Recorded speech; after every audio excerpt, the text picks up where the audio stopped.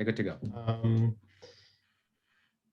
Could I share my PowerPoint quick, just because I have a Yep. slide for introduction and everything? Perfect. Can everyone see this, or? Yep.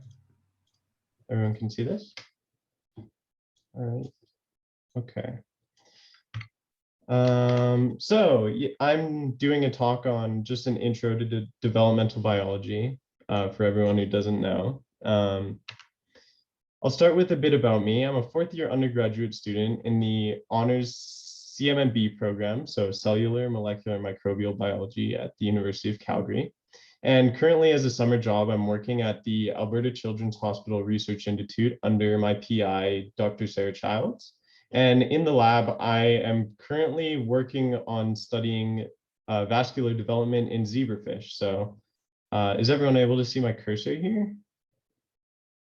Yeah, okay, so this is an adult zebrafish. So normally we would study the embryos, but of course you need adults to make embryos. So so the overview of my talk is I'll start off with just a bit of developmental biology at a glance to sort of get you oriented. Then I'll move on to some basic cell biology principles to fill in some gaps that you may have had in the past. And then I'll move on to talking about model organisms. So those are our ways as biologists to study how development works inside a living, breathing organism. And then I'll move on finally to the core of the matter, developmental biology. We'll look at stages, genomic regulation, and some experiments we can look at to sort of probe how development occurs, how it works, and what we can discover from it. All right, so first section, developmental biology at a glance. So first, I'm just going to start by showing everyone the life cycle of a mouse. So as you all should know, mice are a very common laboratory animal that we do experiments with. I'll get into this later, but one of the reasons being is because they're mammals and humans are also mammals. So we're very similarly related at the cellular level. So I'll go over this in more detail, but this is the general life cycle. So we start with an adult. They produce the gametes, which are the egg and the sperm. Once those fuse, we get the process of cleavage to form what's known as a blastocyst. This will implant into the uterine wall, and then we'll get the actual process of embryonic development occurring and fetal development. And once the fetus is born, it grows to become an adult again. So developmental biology in general focuses on the cellular interactions and signals required to turn a single fertilized cell into an entire organism with billions or even trillions of cells. So that's a huge change. That's a big difference. One cell into trillions of cells.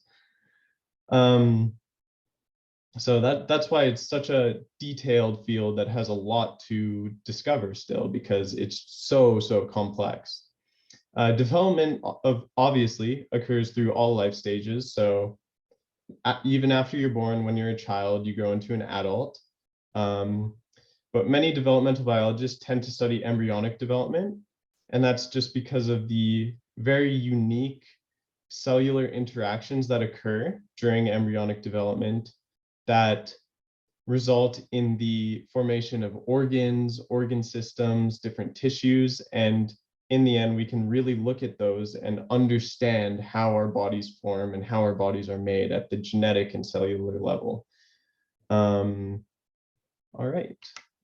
So this is kind of a fun activity I kind of decided to put in here. If anyone wants to participate, go ahead. But if you don't, then I'm totally fine with just saying what each embryo is. But I'm going to show you a bunch of embryos.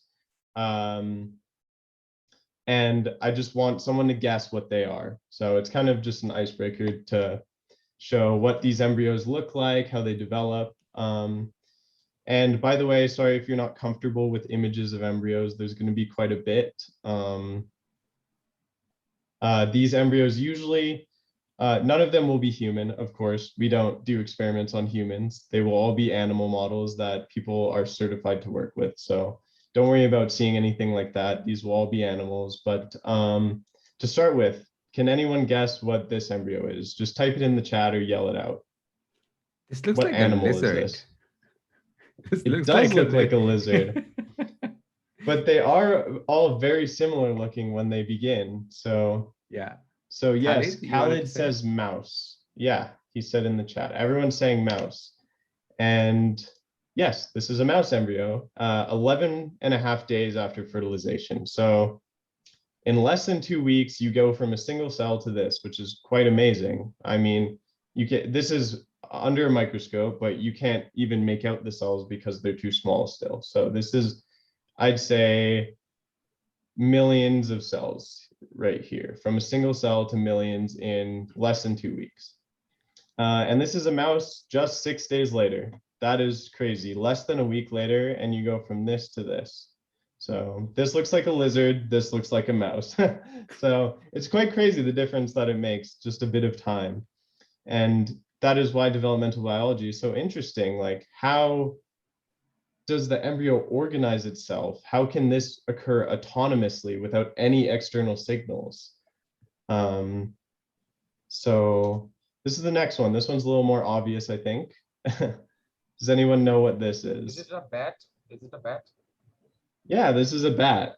This is a bat embryo. You can see its wings here. I'm not really familiar with bats. People don't study them all that much. I assume this is a time stage. So this one's younger and this one's older, because you can see the webbing in its wings is kind of expanding as it gets older.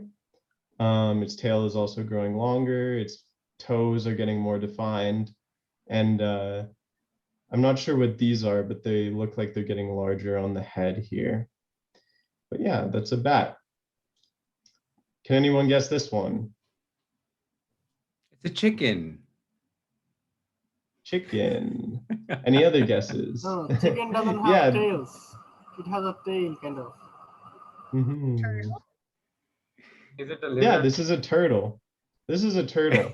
So it's kind of hard to see, but there's a bit of a shell here. So even in embryonic development, they start forming their shell, which is crazy. And you can see sort of the webbing in the limbs. But if you'll notice, most of the embryos have webbed hands or digits, because that's just part of the developmental process. I'll show you later how that kind of forms into the fingers. So yeah, this is turtle embryo. What is this one?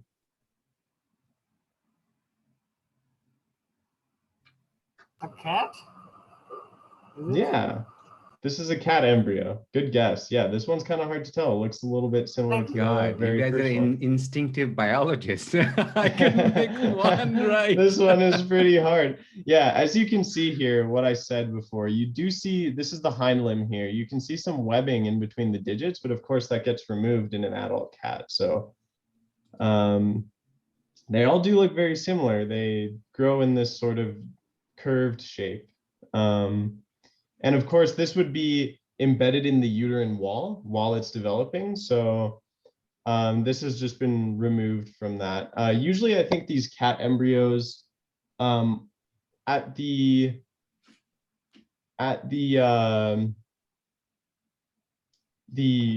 animal sort of where they take in cats, I can't remember what they're called.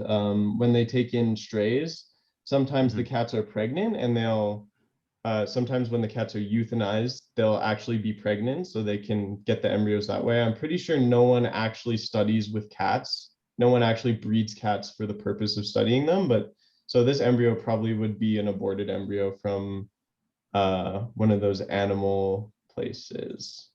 All right, this one's much more obvious. Elephant. Yeah, this is an elephant. This is an elephant.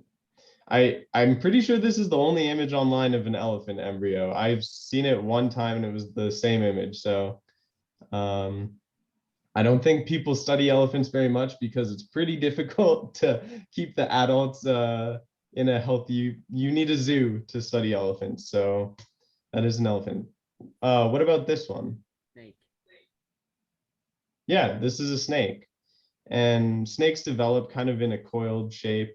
It's quite crazy. You can see all these little segmented patterns along the snake body, and those are those are the rudiments of its vertebrae in the spinal cord. So how the spinal cord actually develops. It's a timed process, and it occurs in intervals. So the intervals between when the snake vertebrae are segmented are much shorter and faster than humans, but it takes the same amount of time, which is very interesting.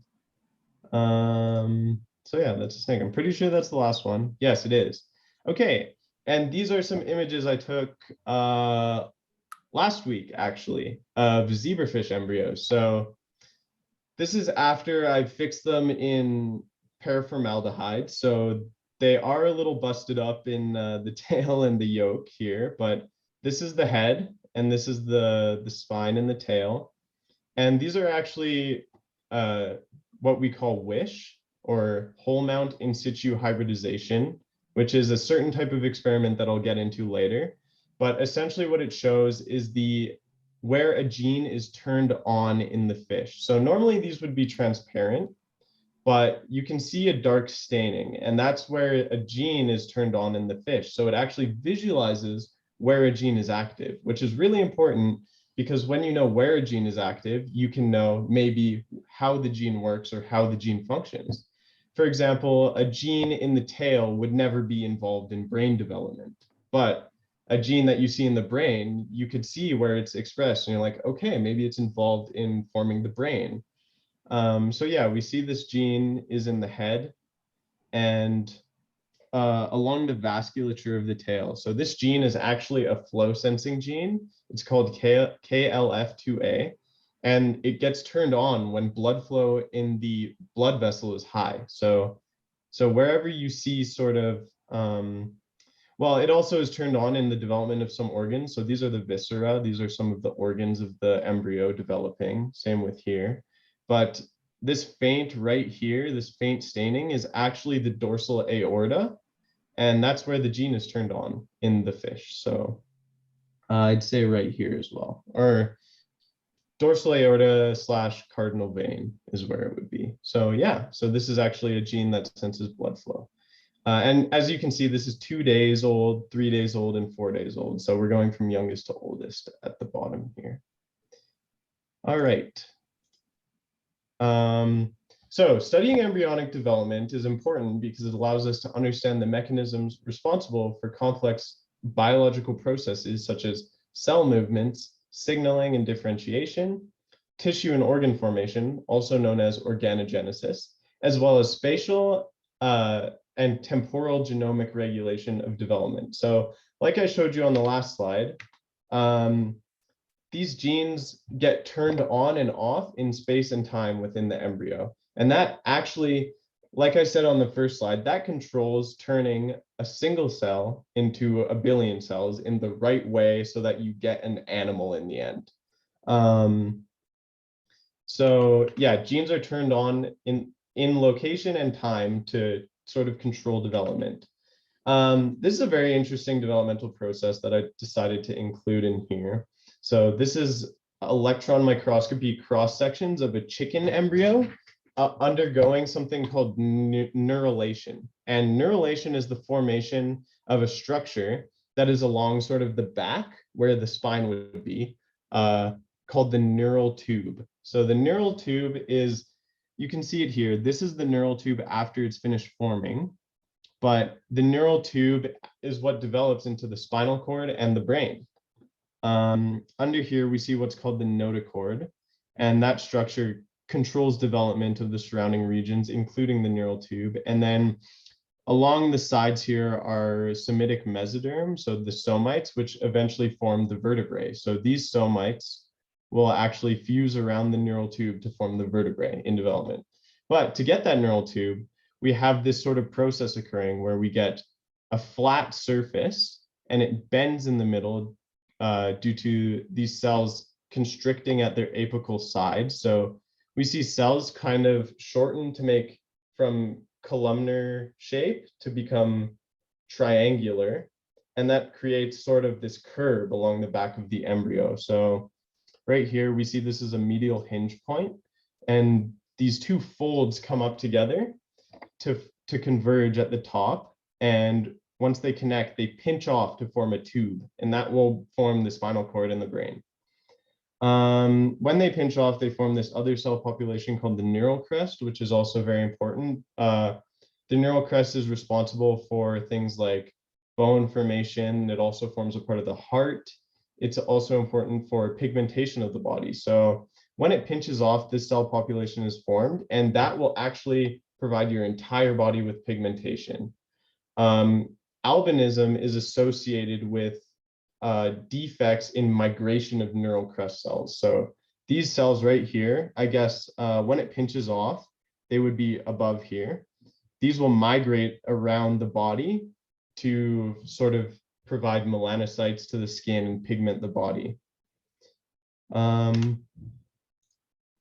So understanding how a tissue is generated provides clues as to how development can fail, and that results in disease that we see in maybe a newborn baby or an adult later on in life. So an example is spina bifida. So when this process goes awry, or when it goes wrong, the neural tube will fail to close at some certain point. So this will fail to form a full tube, and it will be open at some points. And that can result in what's called spina bifida. And here's an image of spina bifida. You can see the spinal cord is actually exposed on the back of this newborn because early on in development, this is in a chicken. I'm not sure when this would occur in human. I think around the 3rd week of development, so 21-ish days, this would occur in a human. And that later on, if it fails, would result in spina bifida when the baby is born. So knowing how these things go wrong can help us understand that things later on might result in disease. So we can, by knowing this, we can sort of develop clinical practices that can maybe help us circumvent things like this. I know right now for spina bifida, they're doing in utero surgeries when they find it in ultrasound. So they will actually do a surgery on the baby to fix this while it's still at the fetal stage in the uterus, which is crazy how they can do that. But maybe something in the future we can do is sounds very sci-fi, but we could genetically sample the baby. If we find issues that may result in neural tube defects, then we could genomically edit the baby to fix that in the genome before it results in the error. So depending on what you believe, there may be some ethical issues in there, but it's just theory at this point. It's just a thought experiment at this point. No one's actually done that. We can't do that at this point. So right now we're limited to surgery to fix an issue like this. So Okay. Tarek, we cannot, sorry, can I ask a quick question? So we cannot do it because there are restrictions about it. Like for instance, can we do the CRISPR technology, gene editing? Like, so it's possible to edit, but we're not allowed to edit because of ethical issues. Yeah, so currently with CRISPR, it's illegal to do genomic editing on humans. It's a criminal act, which makes total sense. CRISPR isn't mature enough yet to make sure that there would be no off-target consequences. With CRISPR, it targets a very specific sequence, but we're not entirely sure that when we use it, we won't accidentally damage some other region in the genome that would result in some other birth defect. So if that would happen, suddenly you think you're fixing a problem, but creating much more. So it is illegal. I did want to include talks about that in the presentation, but it was already at 40 slides, but we can talk about that after. There's actually a scientist who used CRISPR technology to cure or sort of create HIV immune newborns, and he's in jail right now because of it. But and where I'm is not he sure from if again? the newborns are normal.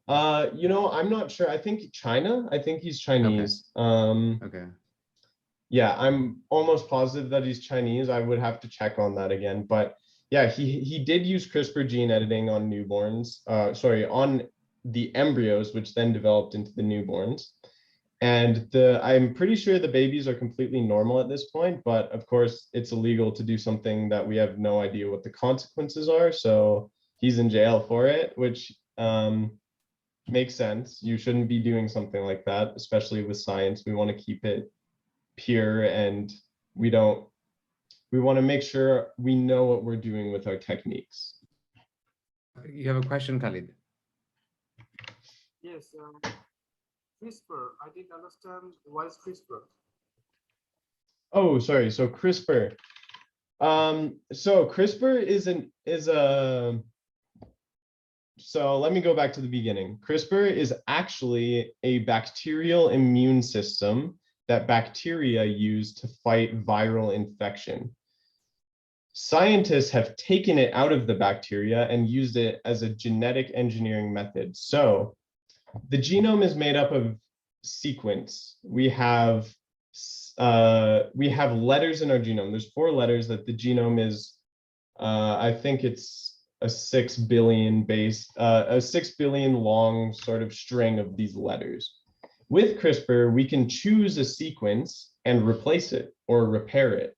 And CRISPR is sort of our method to gene editing. Say a gene was destroyed in the genome, we could use CRISPR to replace the gene with the proper gene so that development can occur normally. So CRISPR is essentially a gene editing technology at this point. So Tarek, would you say that 6 billion sequence, they're all combinations of these 4 amino acids, A, T, C, G, all over, like just these 4 kinds, or they're different other kinds? They're just those 4, yeah. I'm not sure if it's 6 billion or 6 trillion. I can't remember. Okay. It's a really big number, but yeah, it's A, T, C, G, and there's just, I wish I had a picture of a sequence in this PowerPoint, but I don't. I can share maybe a picture later. It's just a very long sequence of A, T, C, G, A, T, C, just combinations of A, T, C, G. And that is what sort of corresponds to a protein sequence later on. I'll talk about it later more. I have that in the PowerPoint, but yeah, so if we control the sequence of a gene, we can control the gene's effect. That's pretty much what the idea is. And that's what CRISPR allows us to do. Other questions? So just if I want to make it easier, like, I'm going to make it painfully simple. It's not that simple. So the professor who got the Nobel Prize for CRISPR, she talks like, oh, just think about it's a Word document, and you go in there, you find there's some grammatical mistakes, so you can go and actually fix it. So just like binary, pretty much the entire binary world is nothing but the combinations of 0 and 1. Our living world is a combination of those 4 A, T, C, G. So it's possible to see the sequence. And if we identify something is wrong, you can literally go just the way you use Photoshop or the softwares to fix photos and videos. I mean, it sounds sci-fi, but you can actually do it. I think that makes development biology so amazingly fascinating. And I also think that that's how developmental biology can also make us humble, not to be so proud about ourselves. That's what I was thinking when you're showing all the embryos, like, interesting. I can tell which one embryos from which one, but we start pretty much from the same journey. Sorry, exactly. I'm enjoying the lecture so much. So go on. No, yeah. There's a classical developmental biology sort of speaker. His name, I think, is Ernst Haeckel. Do you know who he is? I think he has some involvement in anthropology, but he had this quote that says, ontogeny, which is development or the process of development, recapitulates phylogeny. So that quote pretty much is saying that development is very interesting. If I go back to some of the previous pictures I have, it's very interesting how a cat can look like a snake or a lizard.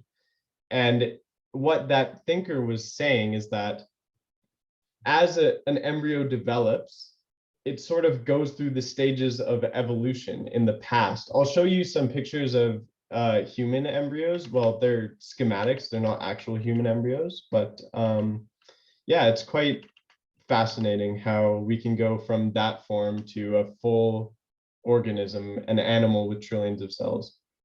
Okay, so moving on, that was just a short intro. I'm going to go into some basic cell biology principles that will kind of help us understand the full picture of development. First things first, simple question. What is a cell? A cell is the most basic unit of life of which all living organisms are comprised. Organisms can be unicellular or multicellular. So an example of a unicellular organism is a bacteria. It is on its own a single cell, and it is also its own organism. Multicellular organisms are pretty much everything else that we can see and we know, like bugs, humans, snakes, horses, anything that has more than one cell. So here's some images of cells. So here are human erythrocytes, which are a fancy name for red blood cells. And this is what gives your blood the red color, pretty much. Each cell is shaped very uniquely. I'll go into different cell types, but you can see that these red blood cells compared to just a skin cell are very different looking. And that also depends on the genome, right? So this is a picture of human skin cells, and the yellowish is a protein called keratin, which is the same protein that's in your fingernails and hair.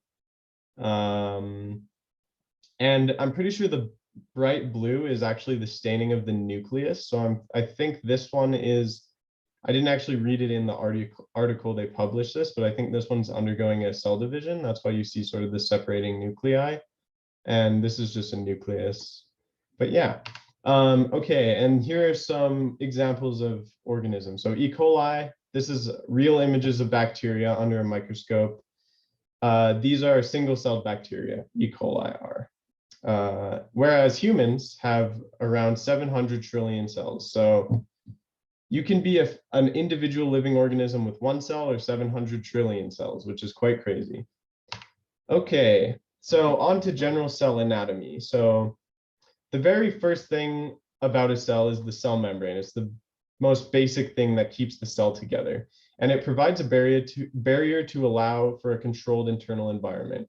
Without a cell membrane, the cell would have no way of keeping its molecules and contents inside of itself. So it wouldn't be able to exist. So the cell membrane separates the inside of the cell from the outside so that the inside can perform chemical reactions and things that are required so that life can occur.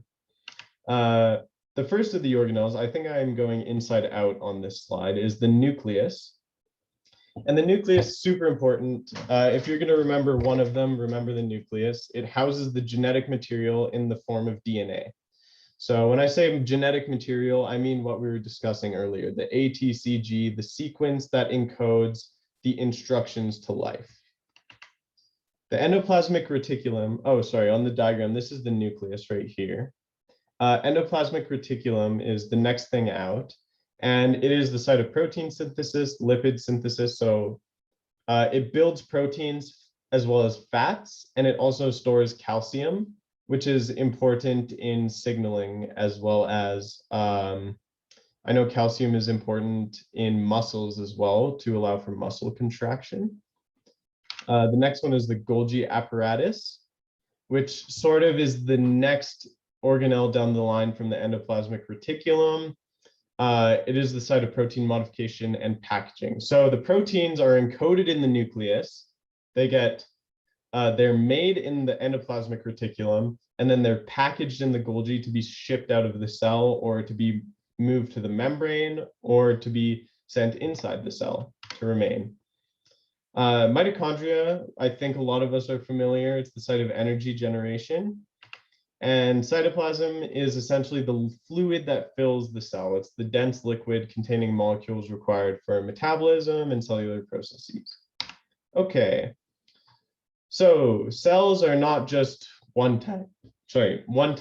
There are many, many different types of cells, each having specific roles. Some examples include hematopoietic cells or hematopoietic cells. So these cells are essentially blood cells. So you can see from a single hematopoietic stem cell, which is a cell that produces all of the different kinds of cells. You can think of a stem cell as like a master cell that is able to make any cell type. A hematopoietic stem cell can create, if you look down the line, immune cells, so natural killer cells, T lymphocytes and B lymphocytes, which function in the immune system, so they respond to infection. And then down the myeloid progenitor lineage, we see if the genome directs it to go this way, we get red blood cells, we can get platelets, macrophages, which are also immune cells, eosinophils, basophils, and neutrophils. So there's a lot of cell types out of just one lineage, right? Another example are neural cells. So these are the cells that would be in your spinal cord, brain, peripheral nervous system. They're responsible for allowing you to feel and sense your environment, and also think, because they're in your brain. So some examples include neuroepithelial cells, which are the stem cells. Those turn into radial glial cells or ependymal cells. And then those turn into either neurons, oligodendrocytes, or astrocytes. So neurons are the functional cells in the nervous system. They sort of are the ones that carry the electrical impulses in your brain as well as your body. They sort of send signals to one another to sense your environment. Oligodendrocytes are supportive cells to those neurons. So they're known as like glial cells, if you've ever heard of those. They insulate the neurons to ensure that the signals are sent properly. Astrocytes are cells that are involved in forming the blood-brain barrier. And then this is a sort of a type of neural cell, but it comes from hematopoietic lineage. It forms a microglia, which is actually a type of cell that is involved in pruning neuronal synapses. So it'll sort of add and remove connections between neurons, which will help your brain develop and form connections between neurons, which will eventually change the way you think.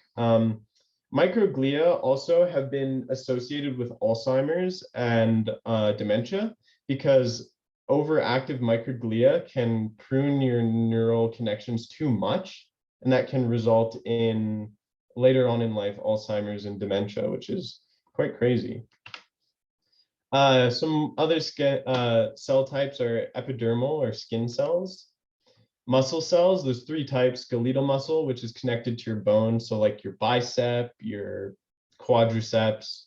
Cardiac muscle is the muscle in your heart, and smooth muscle cells surround your endothelia. So that would be the cells that allow your veins and vessels to contract to increase and decrease blood flow. Speaking of blood flow, we have vascular cells as well, also known as endothelial cells, and many others. So those are just a few. It would be an endless list if I could list them all. So another very fundamental thing that I wanted to show you is this hierarchy, that cells comprise tissues, which comprise organs, or organs are comprised of tissues, which are comprised of cells. So it's this important hierarchy because cells have to work together to form a tissue, and tissues have to work together to form a functional organ. With only one cell, you can't do much unless maybe you're bacteria and you are one cell. But in humans, a single cell can't do much. It has to work with other cells to form an organ system. Okay, yeah, so on to cellular function. So what cells actually do. So all cells undergo a variety of common functions. First one being metabolism, which are the chemical reactions that occur inside a cell to support life. An example of metabolism is when you work out, you feel a burn in your muscles. That's actually your cells making lactic acid because they're producing energy, and it's a byproduct of the energy production sort of process. Another common function is division, cell division. So this image is a division of mitosis. I'm pretty sure the top row just shows the genetic material, but here we see the chromosomes are sort of condensed, and they arrange themselves along an axis, and they pull apart. So we get replication of the DNA and then division so that each cell has an entire copy of the genome within them so that they're completely independent of one another now. So we get one cell producing two separate cells at the bottom here. Next, we have gene expression. So all cells express their genes except for a few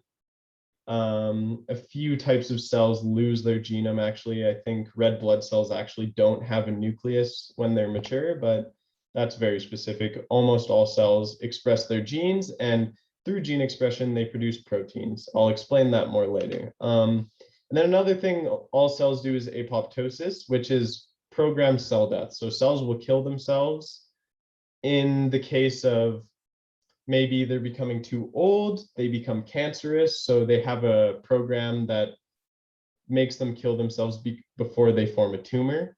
Of course, when that program also gets damaged, then you get cancer, but apoptosis is the process of programmed cell death.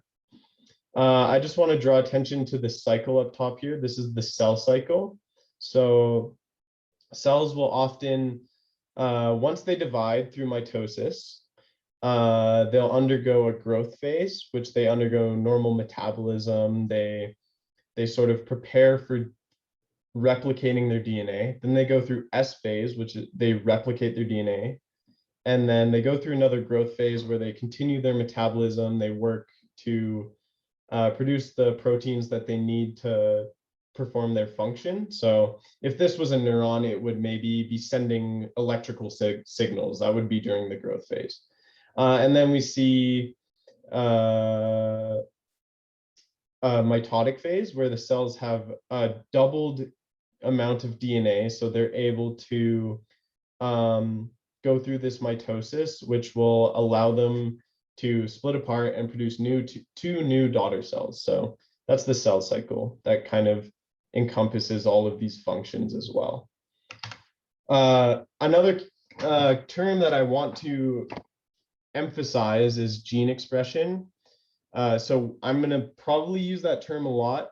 That means the production of proteins that are encoded in the genome. So like we were talking about before, the genome is a sequence, and the sequence corresponds to proteins that are made from it.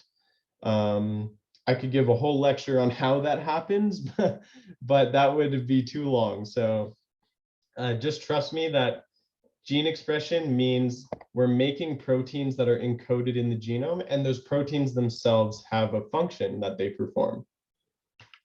Okay, this is really cool. This is what I wanted to talk about for the formation of the digits. So during embryonic development, we have sort of this webbing in between the digits of the hand.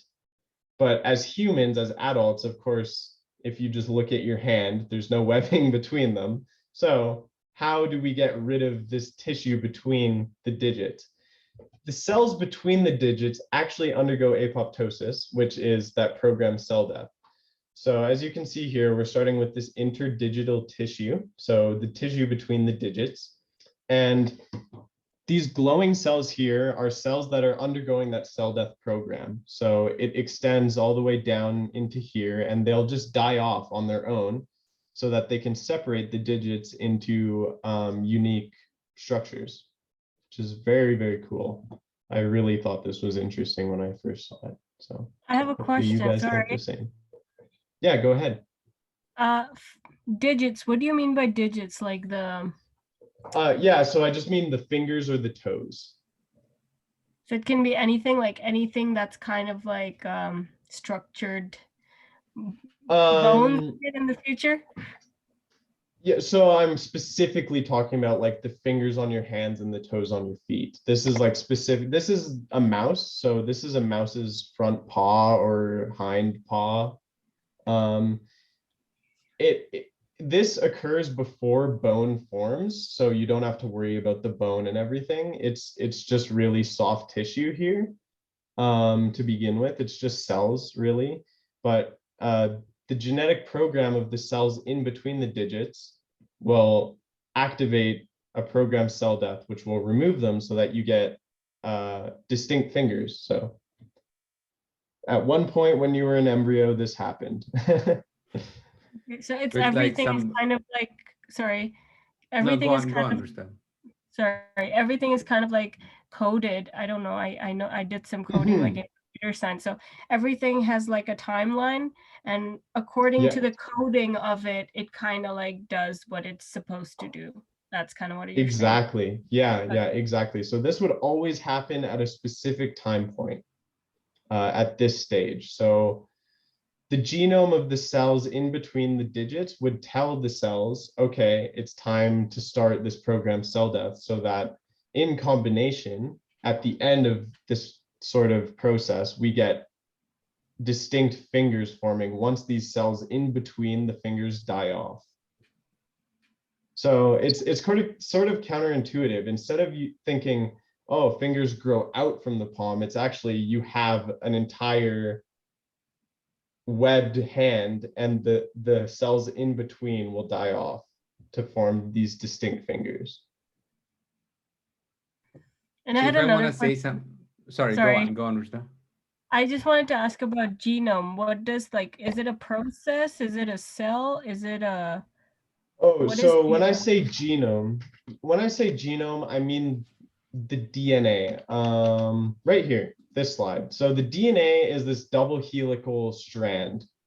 There's a lot of DNA in the nucleus. So when I talked about it on this slide, yeah. So the nucleus houses the genetic material in the form of DNA. So you can see this is the nucleus, and inside a cell, and inside the nucleus is the DNA, which is the genome. The genome is DNA. The DNA is the physical form of the genome. Yeah. And the DNA itself encodes 4 letters that sort of form a sequence that can be read off to make a protein. So is this when, I think in 2007 or 8, I think, who was it? I don't know, probably Bill Clinton, who there's this huge announcement that finally we have decoded the human genome sequence. Yeah. Okay.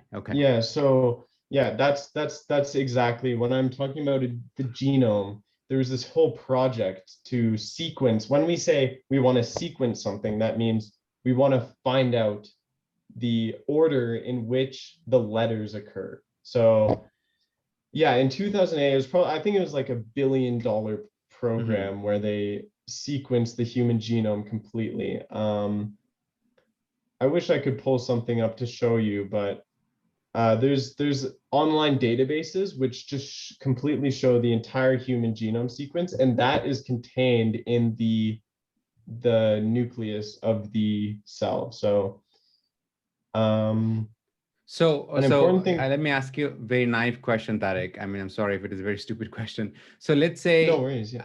how a person looks like. Okay, this is the shape of that person's nose or eyes. So does it mean that the entire genome sequence of an individual is coded in each of the cell's DNA, or the gene gets expressed in a particular cell? For example, my eye color, it's one kind of gene expression. My hair color, it's one kind of gene expression. So where does it stay stored? Like, is in the embryonic stage where all of it is stored, and then the protein gets expressed when it is, okay, this is the hand, this is hair, this is eyes? How does it work? So let's see. Okay, I'm about to hit that on this very next slide. So okay, this slide is the idea called the central dogma of molecular biology. So this is pretty much the basis by which molecular geneticists and molecular biologists think.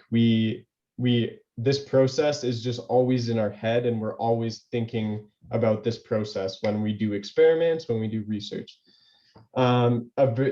Exactly what you asked is this right here, this point. So all cell types have the same genome, but are different because different genes are on or off in each type.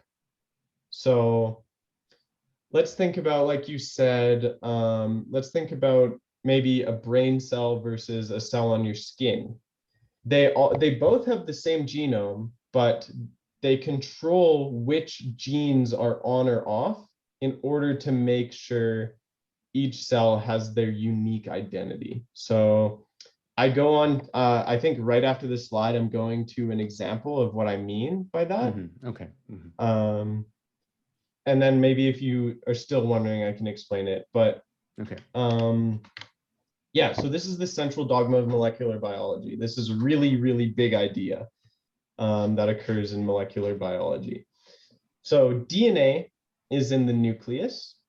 It's that double helical classical structure that we see. And DNA stands for deoxyribonucleic acid. So it's a sort of molecule that contains a sequence. So it's a physical thing, but the physical thing is in a certain order that tells the cell what the sequence is. So DNA essentially serves as a long-term information storage molecule contained in the nucleus. And the double helical structure actually provides stability, so we don't get the DNA breaking down over time, because of course you want your DNA that encodes everything about your body to stay intact your whole life, right? So it's very, very stable. And because it's stable, we can't really move it. So we can't really take it and make a protein directly off of it. We need an intermediate that is sort of temporary. So we use RNA. So when we transcribe DNA, we form something known as messenger RNA, or mRNA, as you might have heard in COVID vaccines are actually mRNA vaccines. Same molecule. So RNA is called ribonucleic acid, and it is a temporary information molecule that carries the instructions to make a protein. So in the nucleus, the DNA would reside. The DNA would be in the nucleus of the cell in that structure that I showed you way back on this slide. So the DNA would be in here. RNA would be made from the DNA. It would be like someone copying down a sequence of letters. And then like maybe someone takes a piece of paper, looks at the DNA, copies down the sequence, and then they can move the piece of paper to somewhere else in the cell. That's what RNA does. RNA can copy the DNA's code and move out into the cell, whereas the DNA has to stay in the nucleus. So from RNA, it carries the instructions to make a protein, and that's in the sequence. So a protein is the molecule that performs a cellular function. It includes enzymes, receptors, ligands, structural proteins, storage proteins, transport proteins, and antibodies. I guess I'll go over these. Enzymes are proteins that catalyze a reaction. You can think of an enzyme as maybe one that I'll use in an example is actually like a salivary enzyme that breaks down sugar. That's an example. A receptor is a protein that can receive a signal. A ligand is a protein that's secreted to bind to a receptor to send a signal. Structural proteins, an example is keratin, so maybe your fingernails.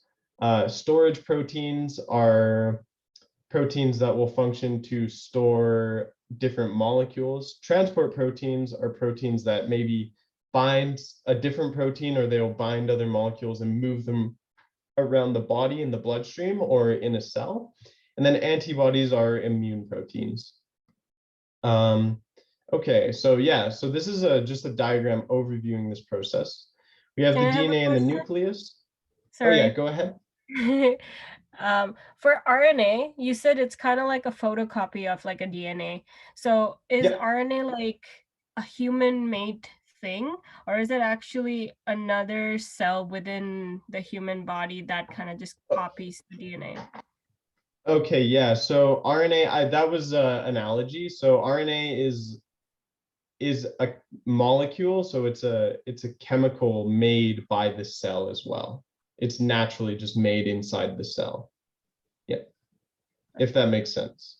Yeah. And that helps the process of cell division when they're like copying each other and making it like another. So cell division is a bit different. We don't need to express any proteins during cell division, really. So this is cell division right here. In cell division, the DNA will just replicate itself. It doesn't need RNA. But once the cells divide and they're doing functions, they're doing processes. We have this thing called transcription, where we make the RNA, and you can think of it this way. This is an analogy. DNA is like the library. Okay? It's the library where there's a bunch of books. RNA is like your notebook. You go to the library and you copy down word for word everything in a book, and then you take it home. A protein maybe is like the contents of the book. So it's what the book says, it's the ideas. You can kind of think of it that way. DNA is long-term information storage. RNA is just taking that information, moving it somewhere else in the cell, and the protein is what that information is used to make. Okay. Does that make sense? Yeah, a little bit, but yeah, I don't know. Of course, I'm not studying the whole thing, but I can get a big idea. Yeah, definitely. Now it's clearer. Of course, as long as you can kind of have an idea, that's all I'm looking for. Thank you. I also just have a question to clarify about, so each cell has the same DNA information, right? Like each cell carries that genome? Each cell, yeah, so each cell, so a human person has a specific genome, but every cell in their body will have the exact same genome as each other. Right. And it's like different processes that affect each single cell will affect that DNA or that genome. Right? So yeah, so the genome itself will affect different processes occurring in the cell. It's such a complex idea to have in one slide, I know, but we would be talking about this all day if it wasn't. No, I just wanted to clarify. So it's just every cell is individual in what happens to it and what goes on, but it's all the same DNA in every single cell. So let me go back to this slide. So let's say we have a lot of neurons, okay? What will go on in the neurons? Every single same cell of that type, every single neuron will be similar. They'll be expressing the similar genes will be on and similar genes will be off in order to essentially identify that cell as a neuron, and so that cell can function as a neuron. Compare that to a red blood cell. A red blood cell will have a completely different repertoire of genes that are on to make sure that it can be a red blood cell. But they both originally have the exact same genome, but genes are turned on or off. I think it's really similar to like also binary coding, like 0, 1, 0, 1, whatever is on and off, that kind of tells you what number it is, you know? So I feel like I'm getting it now. And so I understand like the genome is kind of like the structure that has the capacity, that's the same capacity for every genome in every cell, but depending on what is on and off, it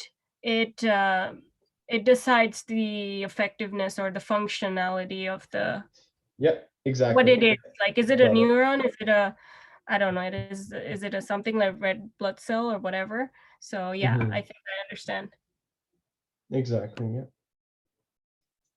Okay, I'm going to move on to an example just to clarify this even more if it's not clear already.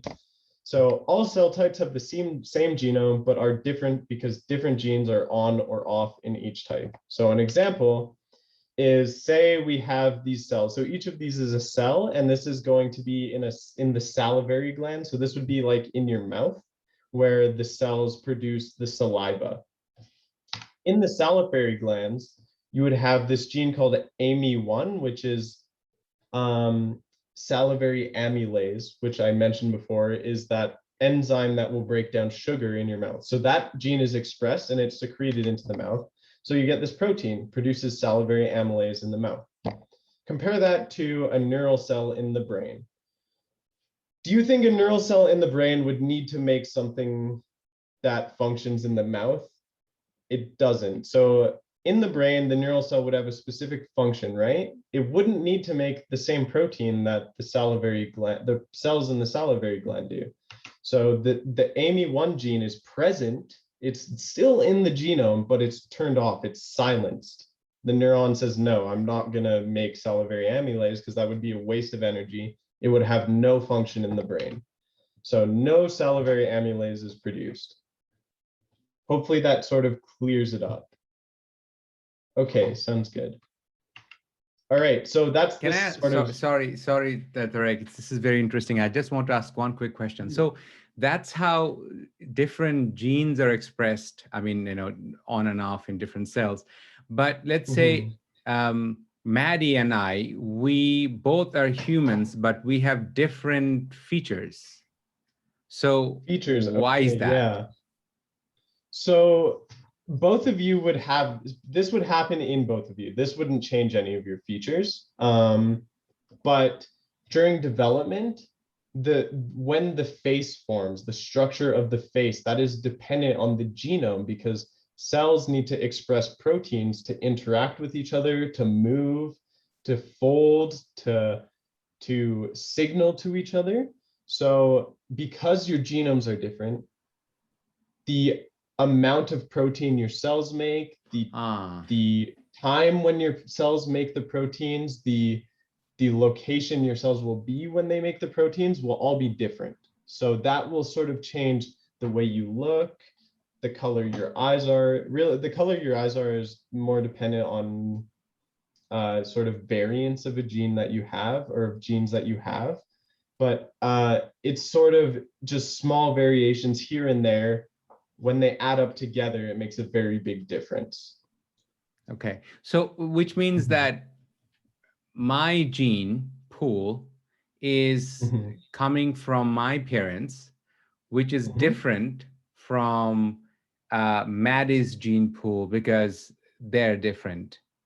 If Maddie was my sister, in that case, what would it be that Maddie and I would have the same kinds of gene? Yeah, so you would have much more similar variants of genes, as well as, so every human, you can think of it this way, every human has the exact same genes. No one has extra genes. The genes are always the same. This AMY1 gene is in every single human. But genes can be different, very different slightly. They can say a gene has a 1-letter difference from a different one in the sequence. That can change a tiny part of the protein, which will change how the protein works in each person. So you add up all the little differences in every single gene and every single protein. You have between two people who are unrelated, it's going to be a lot more than between two people whose genes came from the same parents, right? Okay. So it's the best way to explain it is that it's a lot of small differences in the genome that add up to make two very different looking people. Okay. Okay. Thank you. Thank you. Thank you, Tarek. Yeah. Okay, I'll move on. So model organisms is the next section I'm going to look at. So in developmental biology, this is kind of a funny image my professor used, but in developmental biology, we can't really use humans to study development. First of all, it would be unethical to have humans breed just so we could harvest their embryos. Obviously, that is totally illegal, totally not an option.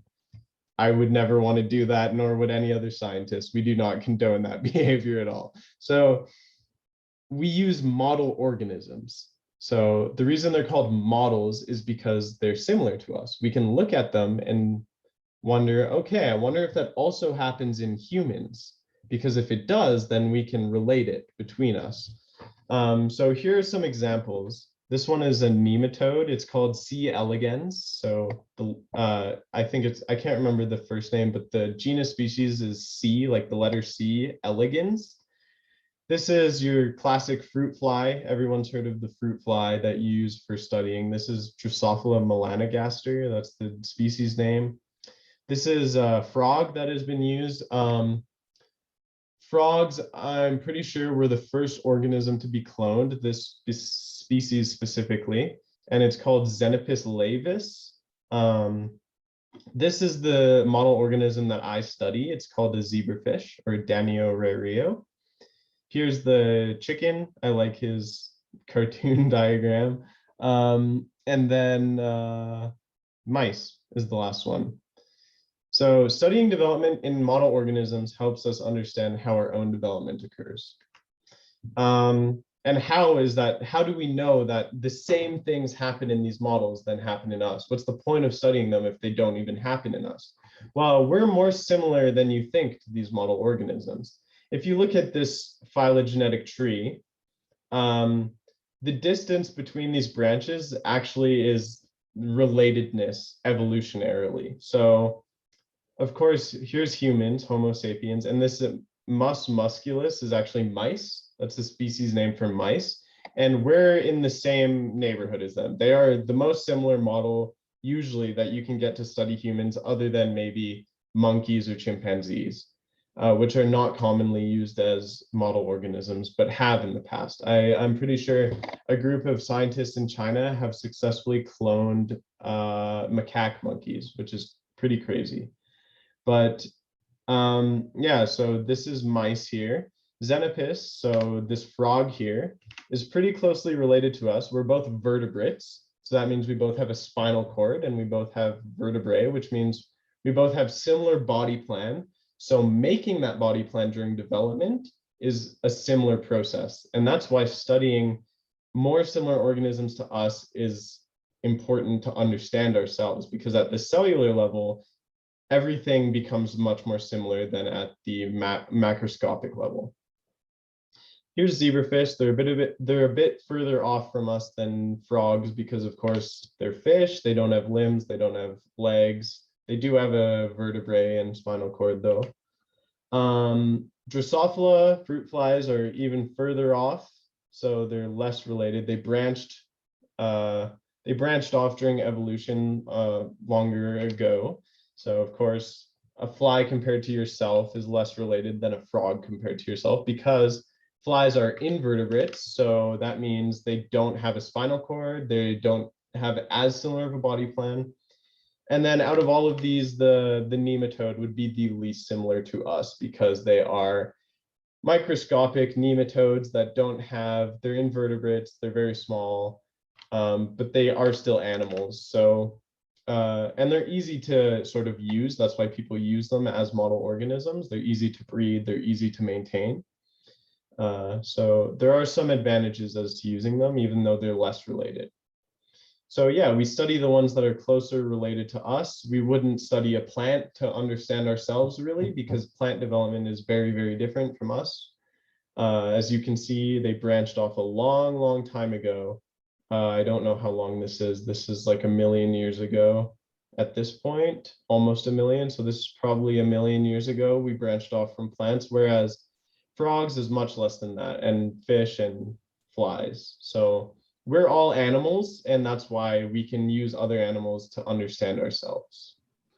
This is so cool. I mean, I wish I could teach this, I don't know, man, nationally.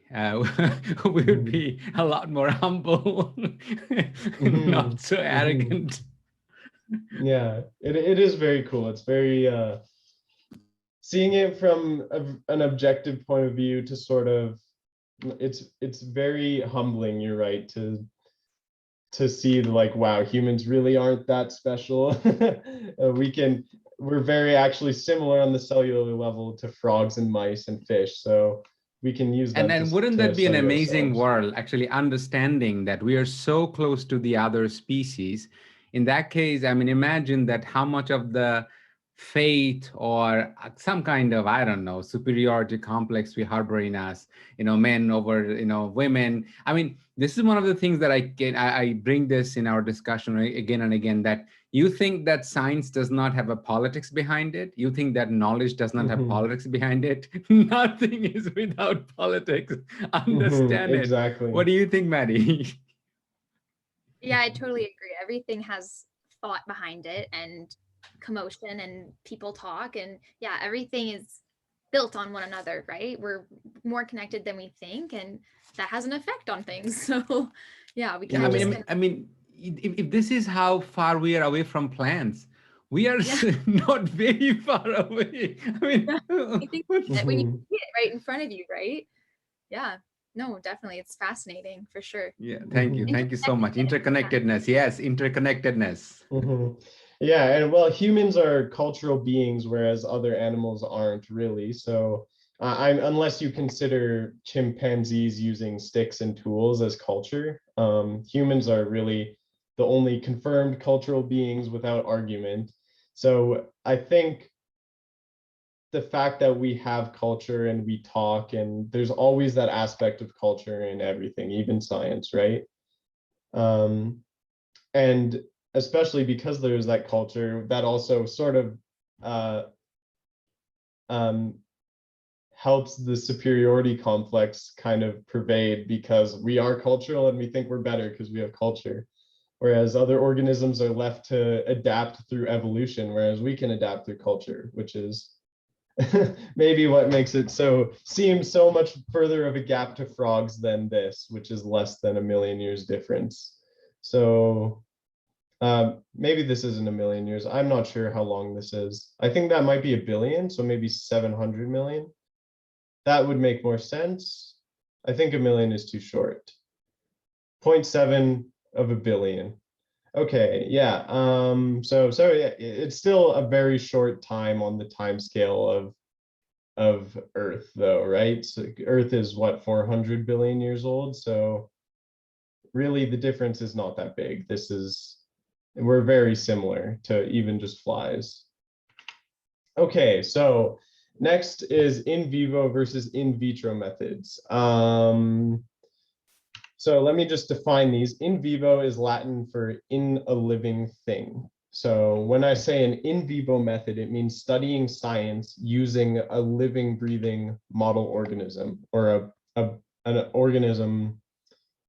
So the model organisms that we just looked at are an example of an in vivo method. Usually in vivo methods provide more biologically relevant results, of course, because we're looking at a real biological system that is not changed whatsoever. The interactions between the cells will all be the same as they are in nature. But of course, it involves difficulties involved with working and maintaining living organisms. So obviously, if you have living organisms in your lab, you have to feed them.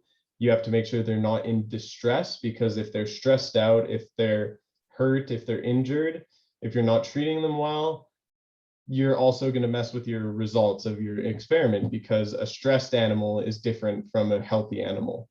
So we have to maintain them. We have to make sure we treat them well. And that brings about ethical issues as well.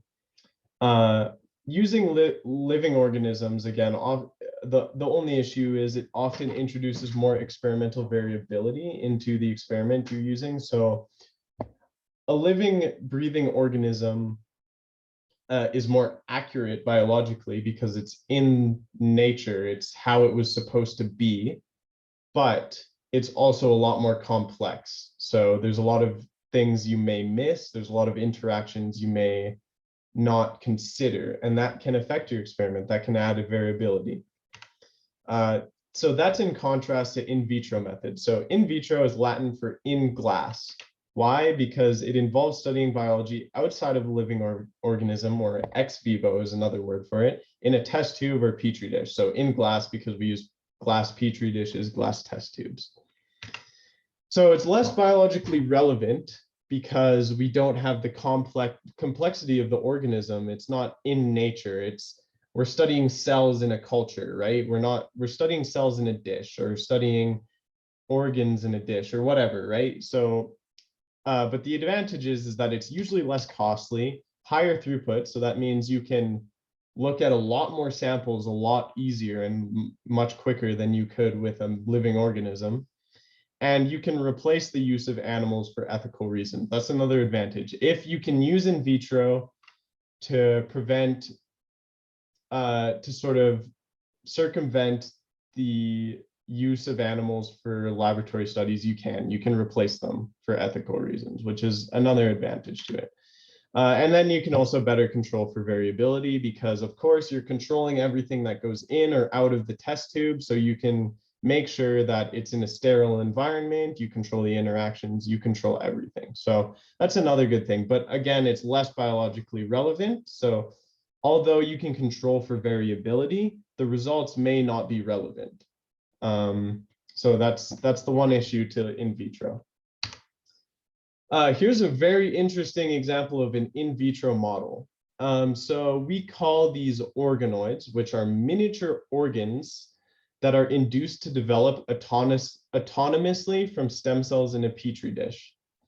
So what I mean by that is you add stem cells, which are cells that can develop into any cell type, into a petri dish, and you add protein signals or chemical signals to tell the stem cells to differentiate into an entire organ in a petri dish from one cell, which is crazy. Here's an example of an intestinal organoid. So this is intestinal tissue, human intestinal tissue that was not taken out of a human. This arose from a single stem cell that they put into the petri dish and added signals to form an intestinal organ. Here's a brain organoid. So they actually got a part of a brain to organize on its own in a petri dish from a single cell. And that is just crazy. I find that crazy because if you can do that, then who knows, in 100 years, 200 years, you could make a full-on brain and it would just be, I have no idea if that brain could function or could have a personality, which would be crazy. It's super sci-fi, but it's happening. Like, this is a synthetic brain made in a dish, and it's not just this is a paper that was published in a serious paper, right? So they prove that this is brain tissue, that it organizes with the same layers that the human brain does, in the same stages and in the same way.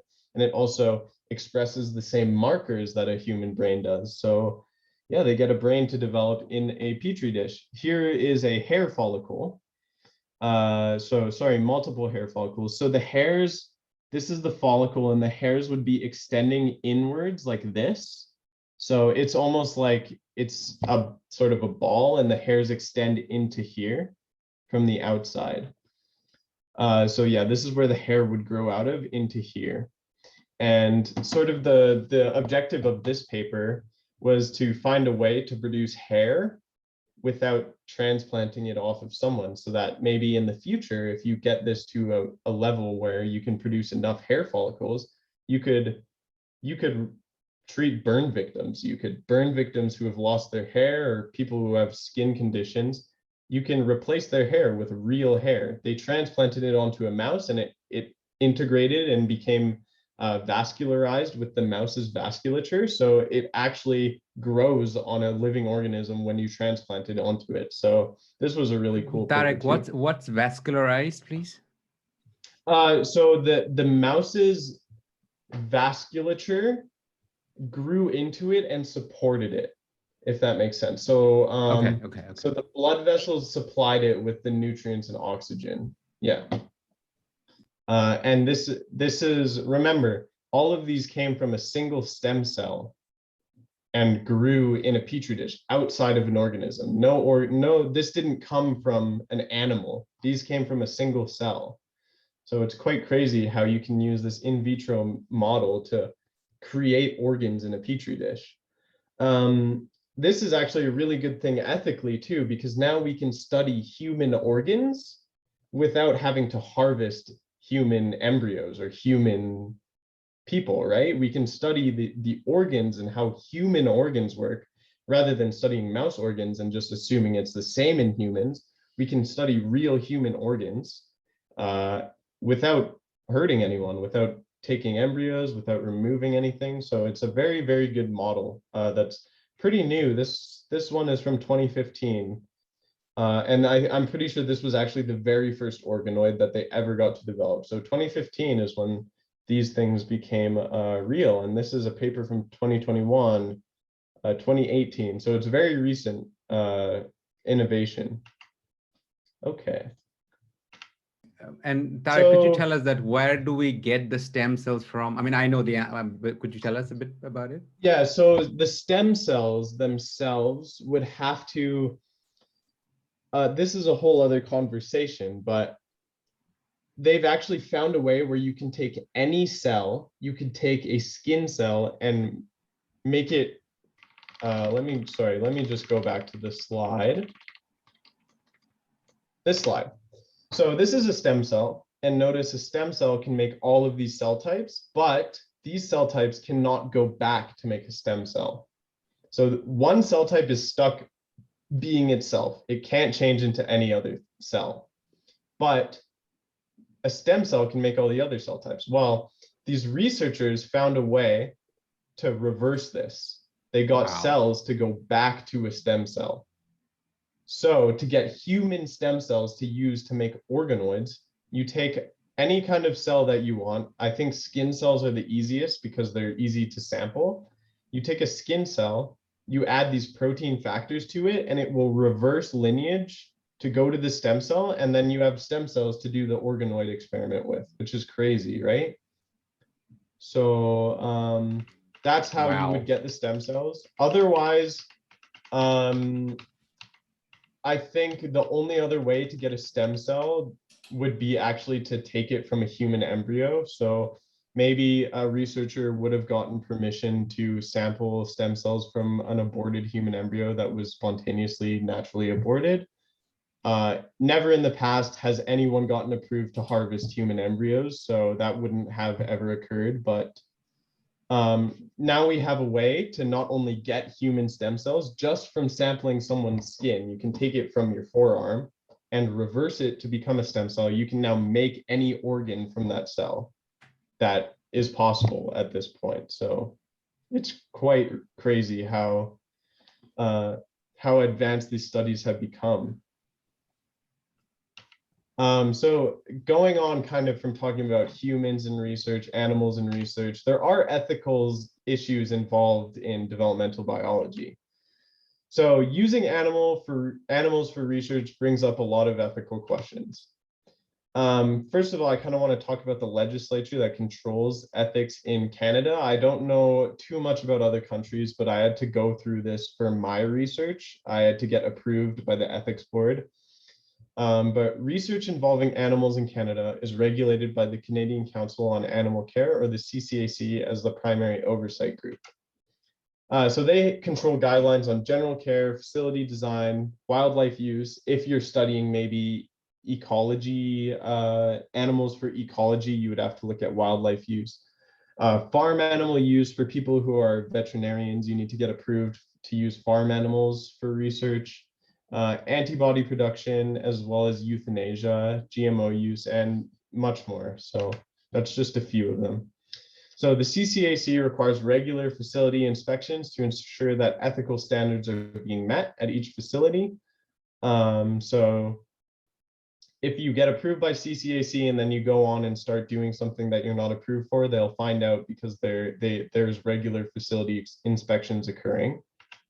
And then there's also provincial and federal legislation to ensure animals are treated and used ethically.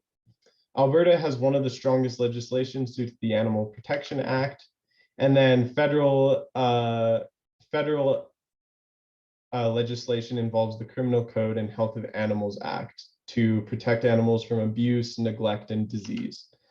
So researchers are only allowed to experiment on animals in accordance with their animal use protocol, which defines what they are legally allowed to do. So I can't just go into my lab, take a fish and dissect it and do whatever I want with it. I can't take a fish, make embryos, and do whatever I want with them. I need to be approved, or else it's a criminal act. So you can only do with your animals what you're approved to do, and the only way you can get approval is if it's ethically okay to do. For example, anything that overtly brings distress to an animal or is abusive towards an animal will never get approved. So the only way you could do that would be illegally, which they inspect facilities for these things. So that would be committing a crime. So there's a lot of ethics behind it. We're not just taking animals and doing whatever we want with them. There's a lot of legislation. Something I didn't include here is human legislation. I know that it is illegal to do genetic experiments on human embryos themselves. I'm pretty sure it has to be the only legal way to work with humans is before a certain stage. And I'm pretty sure that stage is like early fertilization. So just after the sperm and egg fuse, because once it starts developing into an embryo, it becomes a real living organism rather than a single cell. So who knows if it develops neurons, it could feel things. Like a fetus can obviously feel things. They have a brain, they have neurons. So I'm not entirely, I think it's very complicated on how human developmental research works. So, and I think it's also very difficult to get approved on doing experiments on humans. So usually we just use animals. So, or we use human cells, which is okay to do because there's a lot of human cells that we can get. Like I mentioned with the stem cells, you can get human cells in a way that is not ethically wrong. So yeah, there's a lot of guidelines. So now I'm just going to move on to general development after looking at cell biology principles as well as model organisms. How does development actually occur? So I'm going to start with the stages of development. This is quick overview. We already looked at this. We begin with an adult to form a fertilized egg, which contains the genetic information from the mother and the father. That genetic information goes on to control development of the embryo in these few steps until birth. So I'm just going to go over those in these next slides. So the first step I would say would be gametogenesis, so producing the sperm and egg, but directly after that is fertilization. So with fertilization, it results in the fusion of the male and female genomes, creating what's known as a zygote, which is a fertilized egg that begins development. Something very important to note is that only one sperm and one egg combine. And this is crazy how this is possible because there's millions and millions of sperm to one egg. So how does the egg control only one sperm fertilizing it? And there's actually molecular mechanisms that control that. So within the egg, there are these things known as secretory granules, which line the very outside membrane. And once the sperm fully penetrates the secretory granule, the egg, this surface right here is called the zona pellucida. Once a sperm fully penetrates that, you can see these sperm are digging in to the outside membrane. Once the sperm fully penetrates, electrical signals actually occur to release these molecules that will repel any other sperm from fertilizing the egg. So that ensures that only one male and one female genome can combine in an egg, rather than maybe if 3 sperm combine at once. That's not possible because there is a block that exists. So the sperm, of course, is produced in the male and it has a long flagellum, which allows it to swim towards the egg. The egg is much, much larger than the sperm. You can see here, this is one sperm compared to one egg, and it contains all the cytoplasm for the sperm, for the embryo to start developing from. So this is all the fluid that the embryo needs to begin developing. And it has all the nutrients within this as well. The sperm has this cap known as the acrosome, which contains digestive enzymes that break down the outside so it can burrow into the egg to fuse with the egg, and then the genomes actually fuse together once it's fertilized. So that's that step. And in a human, if you ever want to know where this happens, it usually occurs in the first 1/3 of the fallopian tube or the oviduct away from the ovary. So just 1/3 of the distance down the oviduct from the ovary. I don't have a diagram of that here. I don't think I have a diagram of that at all, but that's where this occurs. But okay, what about, so next, what about the twins, Tarek? Oh, so twins. So twins, there's 2 types of twins. There's monozygotic twins and dizygotic twins. So when I say zygotic, I mean a fertilized egg. So a monozygotic twin would be twins that came from one fertilized egg. And how does that happen? those would be, by the way, those would be identical twins as monozygotic twins. And the reason they're identical is because the egg actually splits into two. So you have two separate entities now that develop on their own. Dizygotic twins are non-identical twins, and those form because two eggs are released at once in the female and both get fertilized. Okay. Yeah, that's how twins work. Okay, so the following step after fertilization is cleavage. And what cleavage is a process of rapid cell divisions that divide up the cytoplasm of the zygote, so the fluid is divided up, resulting in a multicellular embryo. In humans, the embryo at this stage, called a blastula, will implant into the uterine wall to begin gastrulation. So the reason I say in humans, they will implant into the uterine wall is because in frogs and fish, they develop outside the female. So there's no uterine wall to implant into. So this only happens in mammals because in mammals, there's internal, or sorry, not just mammals. I'm not really sure which animals this occurs in, but definitely all mammals this occurs in. The fertilized egg will implant into the uterine wall to begin developing. So here we see this is after, sorry, I'll start here. This is the zygote. So right after fertilization, we get cleavage. So essentially the egg splits into multiple cells, and this keeps going on until it's a few hundred cells to form a blastula. And this is just a hollow ball of cells, really, is the easiest way to say what this is.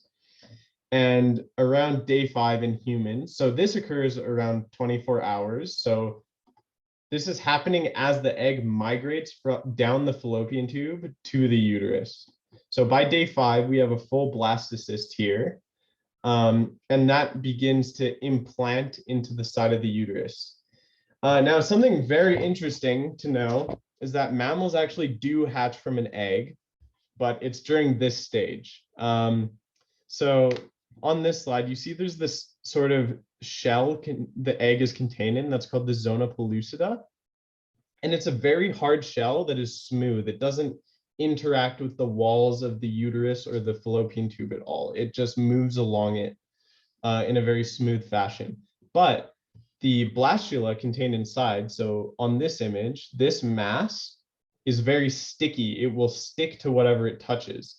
So as the egg migrates along the fallopian tube, it is contained in this. But once it wants to implant, the blastocyst or the blastula has to hatch, sort of. It has to break out of this zona pellucida in order to implant into the uterine wall.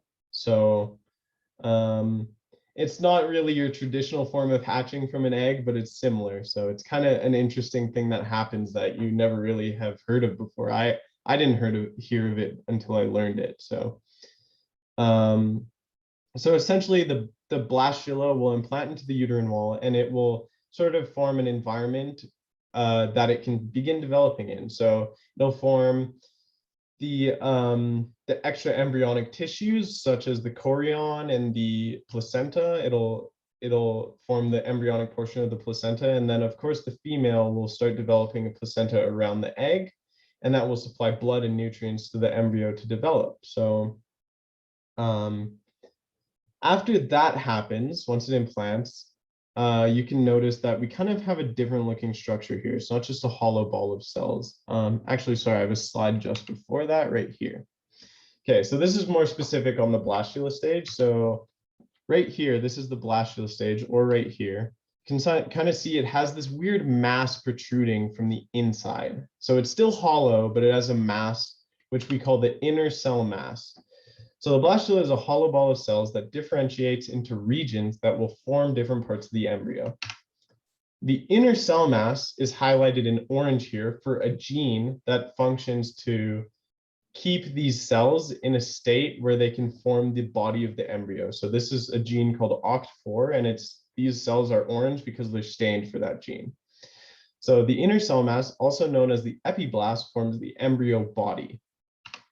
The hypoblast is this sort of ridge here, protruding into the cavity of the blastula, and that's what forms the yolk sac of the embryo. And then lastly, this surrounding region is what's known as the trophectoderm, and that will form the chorion and the embryonic portion of the placenta.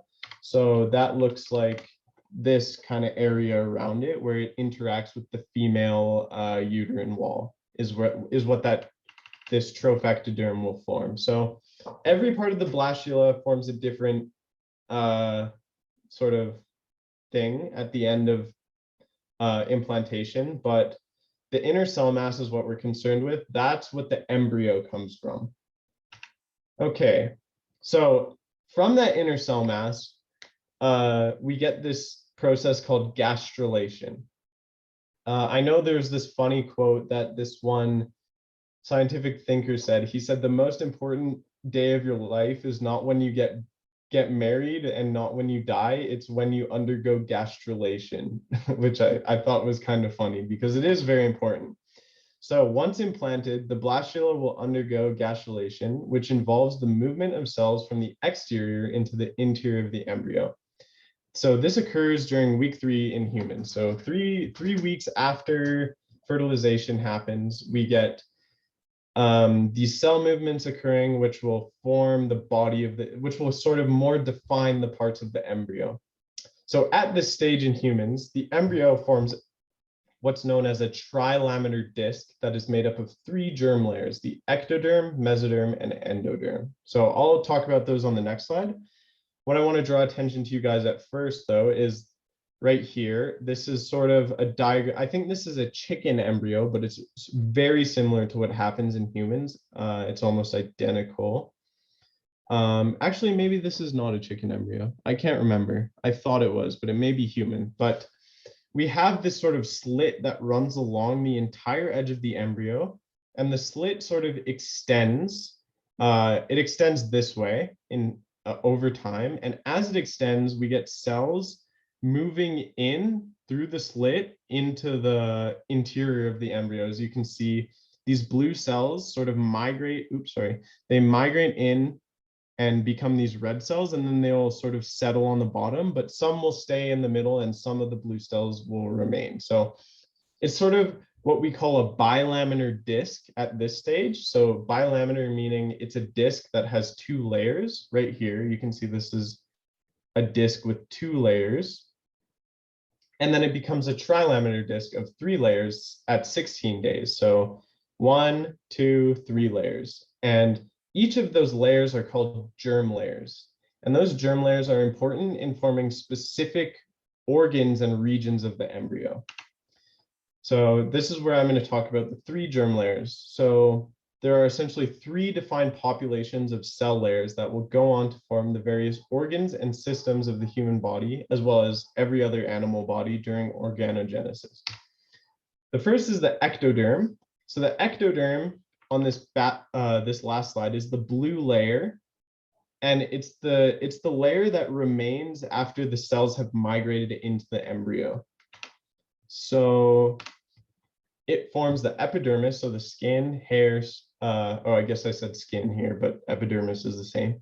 Nails, the epithelium of the nose and mouth, so olfactory and mouth epithelium, the lens, so in your eye, it's the clear part that's underlying your pupil, the cornea, the nervous system tissues such as the brain, spinal cord, retina, motor neurons, facial bone and cartilage, pigment cells, and glial cells. That all comes from this blue layer on the very outside.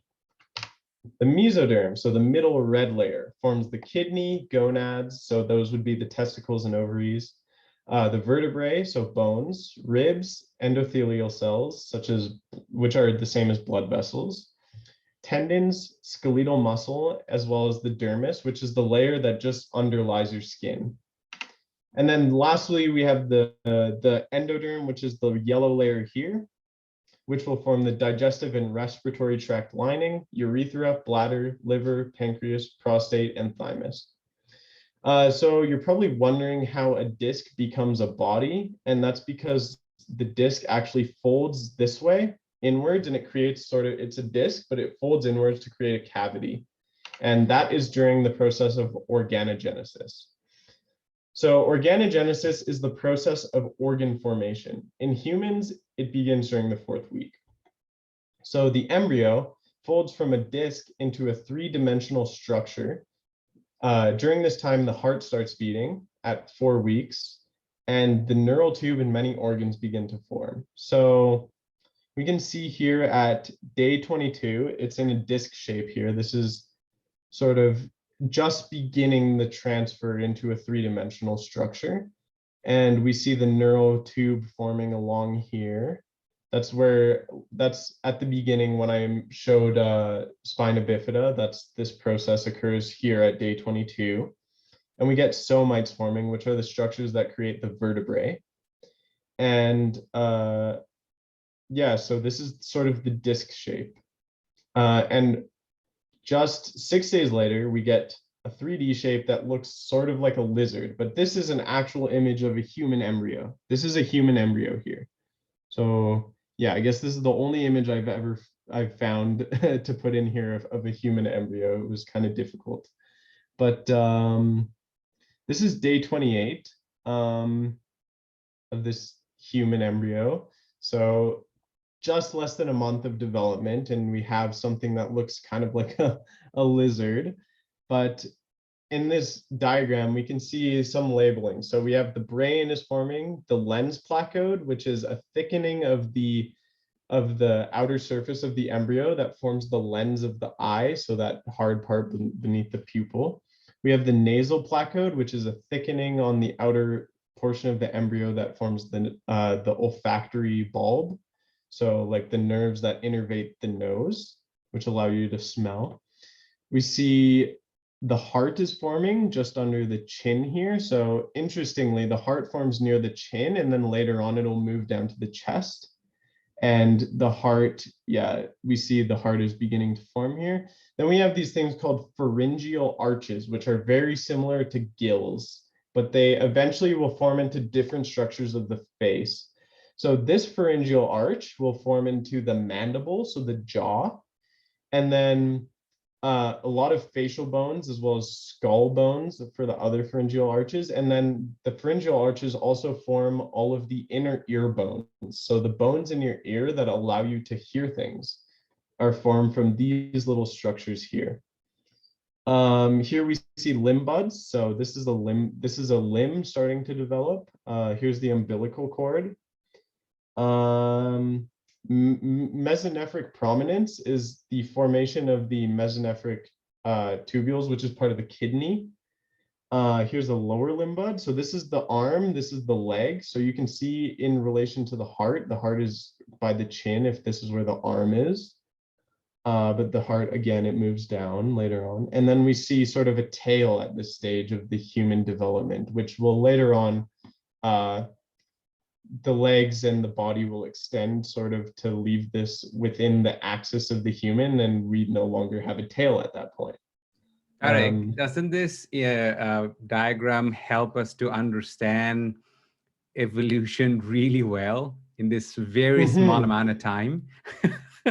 Yes, this is what I was saying with that evolutionary thinker that said that sort of as you develop, it kind of recapitulates how evolution, sort of how animals look during evolution. It's crazy how humans have a tail and look like a lizard at this point, right? But all of us were this at one point, so we can't really argue. We can see actual sizes here. So this is 2.5 millimeters in real space. So that's, I don't know, I changed the image ratio, so that's not actually 2.5 millimeters. But yeah, 4.5 millimeters at this stage. So it's pretty small, but there's a lot going on for a very small area. That's the thing about development. Everything is so small, but there's so much happening. It's crazy. All right, so that's organogenesis. So yeah, we get the formation of organs happening here. Okay, now my last section sort of is just looking at some experiments that we do to understand developmental biology. So far I've sort of just been showing you what happens, but how do we understand what happens? So I'm sort of going to bring up, there's a lot of techniques. We could talk about this for like a month, but I'm going to bring up this fundamental technique known as whole mount in situ hybridization, or WISH. It's a long wordy name, but it's a type of nucleic acid hybridization. So that means you're attaching a probe to RNA is essentially what you're doing, where the cells of an embryo are scanned using a probe that detects RNA produced from a specific gene. So you've designed a probe that tells you, like I explained this earlier, it tells you where a gene is being expressed and where protein of that gene is being made. So when the mRNA is detected, a stain is added that the probe can process to produce a dark color. And that is what tells us where a gene is expressed at the time point that we choose. So knowing where and when a gene is expressed can indicate what the gene's function is. So a gene can only function where it is actively being expressed. It can never function somewhere where it's not being expressed. So knowing where a gene is can tell us, hey, maybe there's a gene expressed in the hand that has something to do with, that means the gene has something to do with hand development. Whereas it wouldn't make sense if you said, oh, there's a gene in the hand, therefore it functions in the brain, right? It has to function where it is expressed. And it also functions at the time point that it is expressed. So genes can be turned on and off, but they're not permanently turned on and off. It changes when a gene is turned on or off. So here we can see, we can also remove a gene's function by destroying its genomic sequence, and that's also called a knockout. And that will allow us to observe development essentially in the absence of a gene, which will indicate its function. So let's say, let's bring up an easy example. Let's say there's one gene that controls the color of your hair, maybe. I'm sure there's many genes that do, but let's say there's one gene. Say I knock it out and suddenly your hair all becomes unpigmented because the gene can't control the color of your hair anymore. So destroying a gene sequence will essentially destroy its function. It will cause it to, it will make it so that the gene does not work anymore the way it's supposed to. So we can use this to do experiments to know how a gene works. So the example gene that I'm going to use, this is pretty funny, but biologists think they're funny, and they decided to name a gene Sonic Hedgehog. And there's a lot of history on that, but yeah, there's a gene called Sonic Hedgehog, and this is the in situ hybridization for Sonic Hedgehog. It is expressed at the posterior portion of the limb bud, so that's where your pinky would be. It's expressed where your pinky would be, and it actually functions to control the polarity of your hand. So it makes sure that your pinky is here and your thumb is here. And if Sonic Hedgehog doesn't work, then you'll actually form a pinky here, two thumbs in the middle, and a pinky here. It's really weird. It controls how your hand develops. I'm pretty sure it's that way. It might be the opposite direction, but it makes sure you have 5 digits that are unique. So again, I'm just showing a whole mount in situ. This shows where Sonic Hedgehog is expressed in a mouse embryo. So we see the blue here is wherever Sonic Hedgehog is expressed. So it's in the brain, in the forebrain, hindbrain, and then along the notochord, which is sort of underneath the spinal cord where the spinal cord forms. And then also this is the same image as the last one. This is at the sort of pinky of your hand in the limb bud as it develops. So it reveals it's expressed along the entire length of the embryo and in the head. So knowing that, when we destroy Sonic Hedgehog's function, we can see what an embryo looks like without Sonic Hedgehog. These are the same stage. This is a normal embryo. This is a Sonic Hedgehog knockout. So you can see this is the head, this is the eye, this is the tail, here's the hands. Sonic Hedgehog, the head looks like this with this long proboscis type thing. And then we see it's kind of transparent in the back, and then the limbs are very small. It only has hind limbs, actually. So this is because Sonic Hedgehog functions in controlling development of the eyes and the face. So when Sonic Hedgehog is destroyed, we get this proboscis structure, which is actually the nasal structures that failed to develop. And often these embryos have one eye. So they have a single eye, and that's known as cyclopia, that condition. We also see this transparent part is actually a lack of a spinal column. So without Sonic Hedgehog, the embryos don't get a spinal cord. Sonic Hedgehog is required to form a spinal cord, this gene. And then we see there's hands and limbs for this embryo, but there's none for this. So it's required for the formation of hands.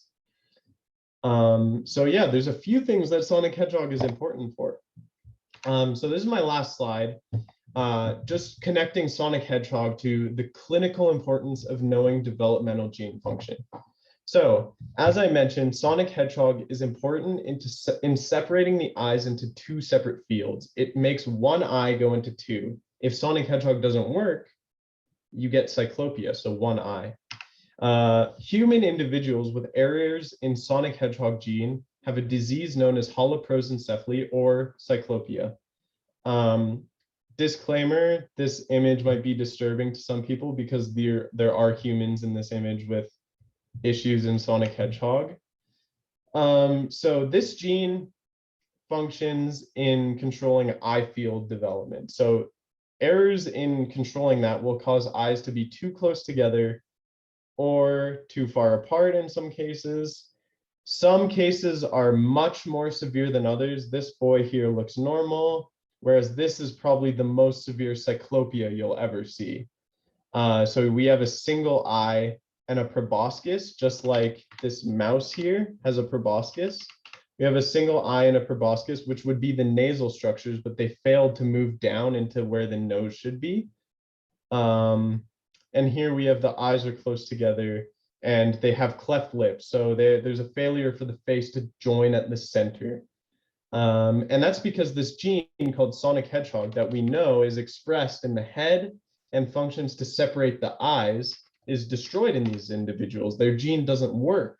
So they don't make that protein that is required for this. So we get this diseased sort of phenotype for these individuals. So it results in defects in eye field separation. We see some people with eyes too close together, eyes too far apart, and in severities in between.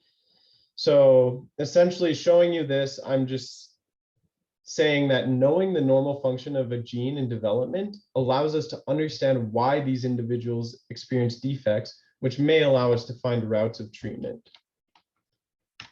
Okay, so conclusions. Developmental biology explains how a single fertilized cell can develop into an entire organism.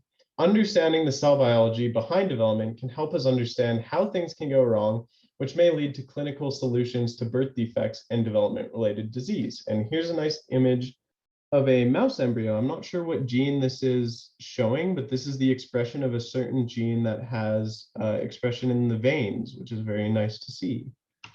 Any questions?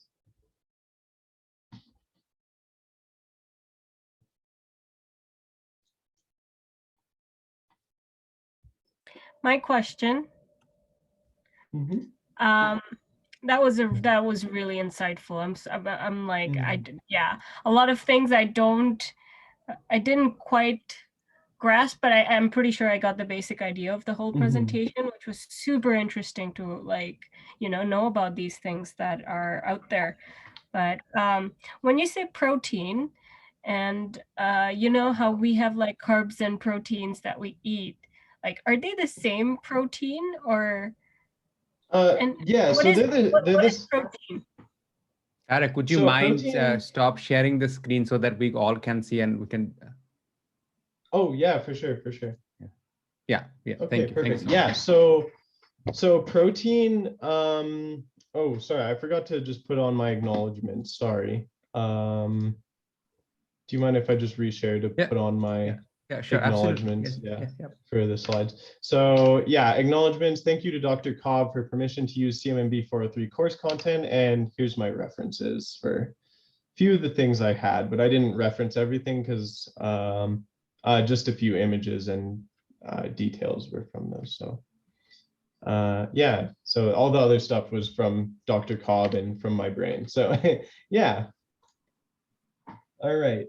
So yeah, proteins. So these proteins are the same as what you talk about when you're talking about carbs, proteins, fats. It's the same thing, but when we talk about proteins in developmental biology, we're a lot less blunt with how we mean it.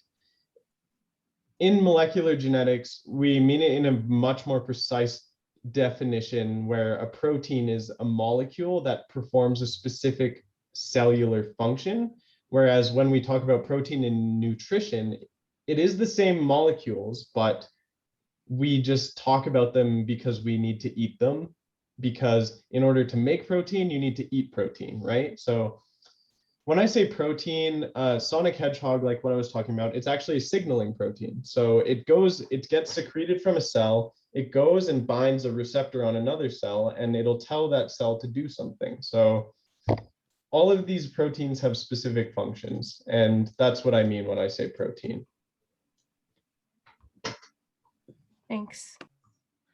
I mean, this question probably be a little bit sci-fi-ish, but what isn't sci-fi? So when you were discussing, a lot of the times you have mentioned that human embryos are not cloned, there are ethical issues, there are legal issues, and we know it. But if you look at history, let's say starting with Germany, so the whole point why we go through very rigorous research ethics board, we know that how in the German military have used human bodies for conducting despicable human experimentations, whether it is in Namibia or whether it is in Germany, we know that. But whether a government let's say in China, Canada does not have any prerogative what China does. We don't know all the weapons that are being developed in different parts of the world. We don't know, because these are intelligent information matter, so on and so forth. So do you think that it's possible that these things don't happen in university setups where there are possibilities of investigation, third parties, but if this is possible, I mean, obviously we know what is the consequence of nuclear weapon, but that's not stopping countries from producing it, right? So if it is possible to produce we know that it's possible. We know it's possible to produce human clones who don't have any parents, who don't have any social attachment, they're literally cloned. And when we have talked about gene editing technology, so you can literally edit gene. What happens to those individuals can be a lab case. Nobody's going to go on the street, holding placards saying, okay, you have done this, right? But it's possible that in future, hypothetically, theoretically, that just like biological weapon, some countries can decide to do this genetically enhanced human beings for warfare. Is that completely out of the realm of scientific possibility, or? I think you have a point. I think CRISPR is not dialed in enough to be accurate enough to create a human that is a person that is a weapon because they're so enhanced. I don't think it's impossible. I think anything is possible in the future with this kind of field, but especially since people have cloned animals. There's been so many animals that's been cloned. So cloning is not out of the realm of possibility. It's completely possible. It's just a matter of us knowing which genes will enhance human function and maybe which genes will, if we change them, will completely cause us to. I'm thinking that if you clone a human and you change a lot of their genes, you can't really expect what to get until you find the right recipe of genes to change, right? You could have a mushy ball of tissue at the end of the cloning process because development is just aborted because you changed the wrong genes, right? So in the end, we're very far away because we don't even understand all the genes required yet for maybe height or strength or eye color even, or things like that. But it's completely possible, I think, to look at your child and to genetically screen your embryo, your child that's developing inside of you, and seeing, okay, this person has an issue in this gene, and we know that this will cause a disease later in life. We can genetically edit that so that later in life, they're totally fine. They won't have a disease. I think that is much more in the realm. I think changing so much about a person, I think eventually maybe, this is the issue, people have said designer babies. Have you ever heard about that term? Where, yes. Yeah, where people can, yeah, exactly, where people can edit their child's genome because they want them to be blonde with blue eyes or darker skin, less pale skin, things like that. It's not out of the realm of possibilities, but at this point, I don't think we know all the genes involved to do it anyway. And also CRISPR is not, like I said, accurate enough to make sure it happens without any off-target effects. And in terms of, so another factor, I'm just gonna joining some dots here. So we have Neuralink, Elon Musk's project, that brain-computer interface. So we have talked about, you have talked a lot about how these, at a cell level, what happens. Now, in a brain, if a computer is constantly tracing every single neural firing, we don't understand it yet, but enough data is connected so you can understand that what kind of brain map produces what kind of emotion. So which means that in the near future, after collecting, let's say, X amount of data, we can possibly do, I mean, the whole computer design, like connectome, like how a computer is designed, understanding how the brain function works. And I mean, so there is a TV, I don't know if it is in Netflix or where, it's called Altered Carbon. Okay. So basically, the brain-computer interface is tapping on brain neural firing.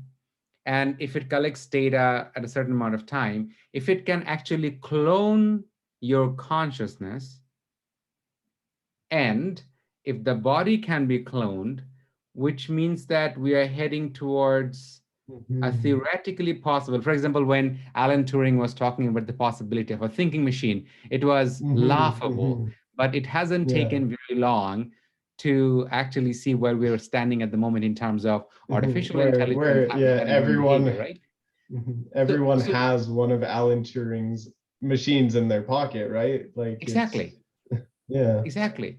And my research being in the digital realm, one of the things that I constantly worry is that this exponential technology has a profit-driven logic that it will do anything necessary as long as it generates profit.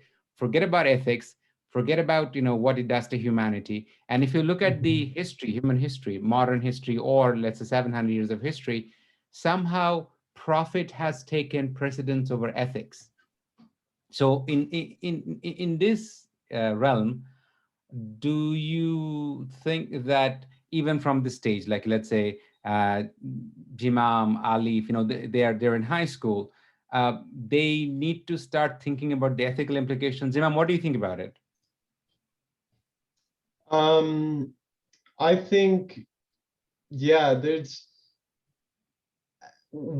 I think it's good to know about this kind of technology, that it exists, that Elon Musk is working on literally uploading your brain into a computer. This is his goal, right? With the Neuralink. At least I thought that's what I've read. I think it's important to know the technology isn't there yet, but we had flip phones like 10 years ago, and now we have smartphones that are as powerful as computers. Like, it's exponential, like you said, and anything is possible. especially with biotechnologies becoming involved, who knows what you could integrate together with biology. Really, if you think about it, biology is just a very complex physics system, right? It's on the surface, biology seems messy, but at the molecular level, it's very predictable. It's very, very predictable, and computers like predictable things. So I think engineering these kind of things are very real. I think it is completely possible. And in terms of ethics, yeah, we should be aware, especially if you start working in the field of science and research, in engineering, in physics, in math, in biology, you should know about all of these. It's very, very useful to know where you're at in terms of your ethics, what you're willing to do for your research, and of course, knowing what's available to you, what's at your disposal to do your research. So I think absolutely ethical questions should be asked. And one other thing is that if you look at, and Jimam, I want you to give your opinion on that as well. So if we try to understand the integration of 3 different technologies, you have talked about biotechnology, and we have also talked about computational technology, particularly with the rise of cloud computing. It doesn't matter wherever you are. And with the emergence of big data, there are all these devices that can collect data. And then you have financial technology. The reason I bring financial technology is that in the past, whenever we have used money, we had some kind of materiality. We had either money printed based on gold standard or based on foreign currency standard. But as the money is becoming more and more digital, it means money is being created completely out of thin air. You and I do not have the capacity to actually check, understand what are the fiduciary policies behind money. So you have biotechnology, you have financial technology, and you have computer technology, and they march together. But what is the underlying logic that actually dictates the integration of these 3 different technologies? Now you have Vandana Shiva, a very prominent scholar from India, who also happened to have graduated from the university where I'm doing my PhD. So she has written a book, very powerful book. It's called Oneness versus 1%. So she's expressing her concern that you have right now, Bill Gates is the biggest landowner in the United States. It's not a particular farm company. You have these technology companies who have enormous projects in India, in places where you have lots of biodiversity, lots of ecological diversity, right? So what's happening, they're extracting all kinds of genetic information, which they call DSI, digital sequence information. Mm-hmm. So in the past, you would actually have to do all kind of genetic experiment to understand which breed of seed is compatible to a particular weather, and hence you can claim patent right. But now you don't even have to do that. You have an algorithm, you have this DSI, and when they extract the data from this in ecological or this life form, the ownership of the data is no longer of the people. You have, let's say I'm brushing my teeth, or whatever, any point of the data that you can extract from me. Extracting my genetic sequence is not that hard. When I say I don't essentially mean only I mean all forms of life, all forms of life. So Vandana Shiva's concern is that when all forms of life starts getting coded, starts getting dispossessed from, if you are taking my genetic sequence, it's my data, it's my life. But when you put a pacemaker in my heart, that data my heart produces is no longer my data. It's a proprietary data, right? So in a situation like this, young people who are sitting here right now, they need to understand the convergence of biotechnology, the financial technology, and computer technology, and all of them are governed by one profit-making logic. Jimam, what do you think about it?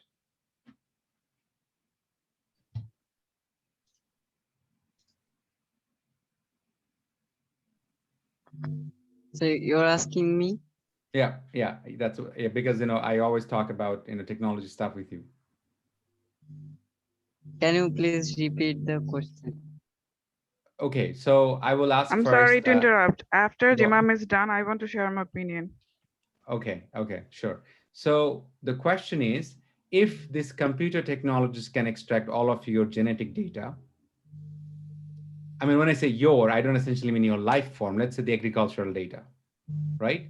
And using artificial intelligent model, they can come up with new variants of seed and they can claim patent right. But Yes. they could not develop the new variant of genetic sequence if they did not collect your variant, seed data, different life form data in the first place. But when you have a tractor that is collecting data from India, from Bangladesh, they're not asking your permission. They're just collecting data. You have cloud computing that is collecting data, right? So you have biotechnology, what Tarek has talked about, very brilliantly. Then we have computer technology, and then we have financial technology. But all of it is run to maximize profit. Does that make you concerned? What do you think about it? You think about technology, you think about artificial intelligence, you and I talk about it a lot. What do you think as a young man living in Bangladesh? Okay, so I want to say about the Neuralink you just said. Mm-hmm. So Elon Musk is developing Neuralink. So Mm-hmm. if Neuralink is put it in our mind, Mm-hmm. then he can extract any type of data, what we are thinking, and he can control anything what we are doing. He just have to press a button, or he just have to give a command, and we will follow his command, and we will do anything he want. So he can control us with this Neuralink, and he can extract any type of data. He can get lots of data from this Neuralink. Thank you. So I You, think Jimmy. it will be harmful. And you talked about digital money. Mm-hmm. If you don't put Neuralink in you won't be able to get money. So you have to put Neuralink in yourself. You don't have any other option. You won't be able to buy food if you don't put Neuralink in yourself. So you have to it's you have to put it, and you have to give data, and Elon Musk will control you. You don't have any other option. So basically, Elon Musk or anybody who has the power, capitalistic power, they will have the control over, like, for example, whether I give my data. Poor people don't have the rights. They don't have, they cannot say, okay, you cannot take my data. I mean, Rumi, what's your concern? So first of all, it was really very insightful. I learned a lot from Tarek Bhaiya. I had studied this in my undergraduate courses, and I had to know a lot of things. A lot of questions is cleared now. Secondly, the thing that you're talking about now, which Tarek Bhai also said, designer babies. One of my professor in my university talked about it. The rich people can meet doctors or scientists and tell them what kind of babies they want. Secondly, the entire thing, the thing that you're talking right now, that is, this Neuralink and there's all this biotechnology and this computer and this finance, all these things will not bring good. Why? Because uh, firstly, the people, most of the people of the world, that major people of this world are poor. They don't have the access to all these facilities you're talking about, and that's why only very smaller a portion of the people have this facility, who can work in all who can work with computer skills, who can work with monetary advanced opportunities, and also biotechnology. So those people are profit minded. The only thing that they want is maximizing profit. So they don't even care. They will not care about anything. They will only think about, okay, I don't even care about invading anyone's personal land and take the information from them. I only want to maximize their profit at any cost.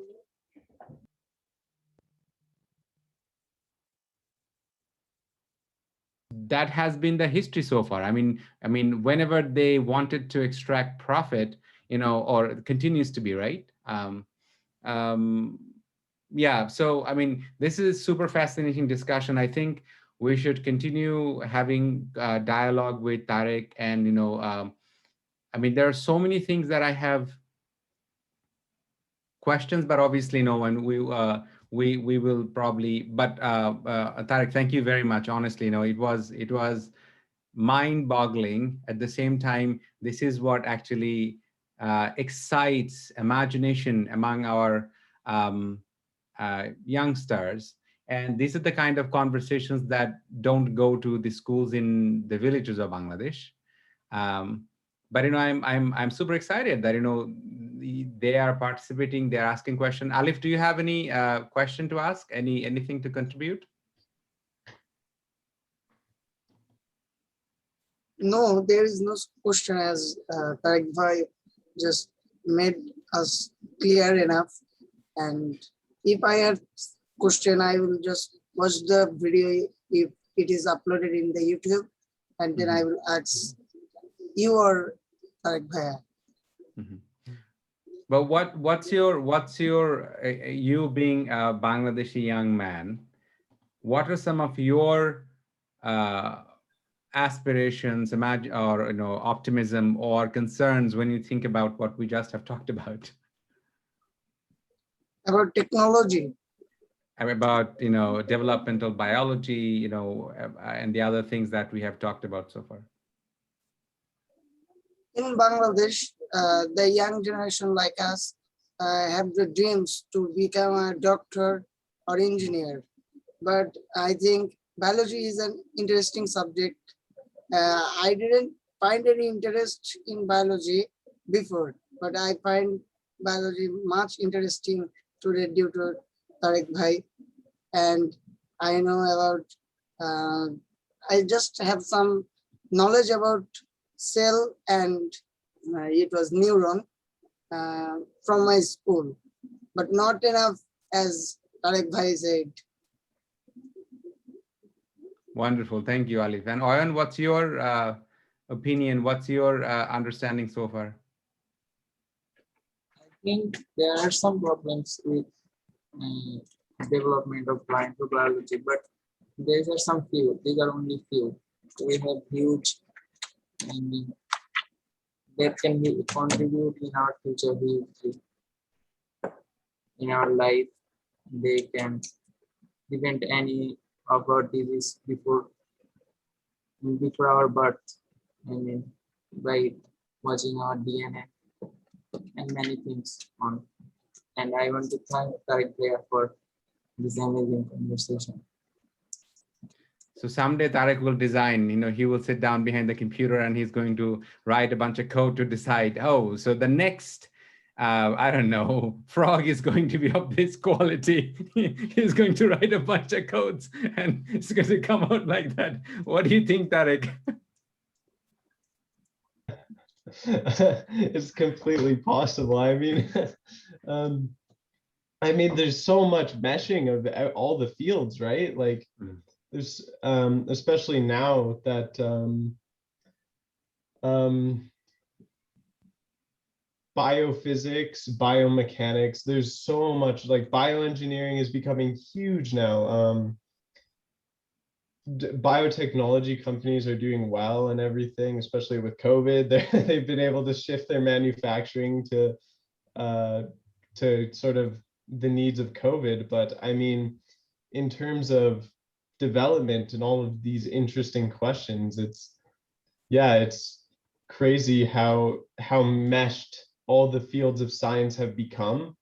And I mean, it's completely possible. Who knows, maybe in the future there will be some sort of machine where they take these the technology they've begun to develop on these organoids, the organs in the petri dishes. Maybe you're like, okay, I want a heart for transplant. Push a button and you get a heart in a petri dish. It's completely possible. They've been able to make brain tissue in a petri dish, which if you ask someone that in, I don't know, maybe if you said that to someone in the 1950s, first of all, they would have been like, I have no idea what you're talking about. And second of all, there's no way, right? It's, yeah, it's quite crazy how far it's come.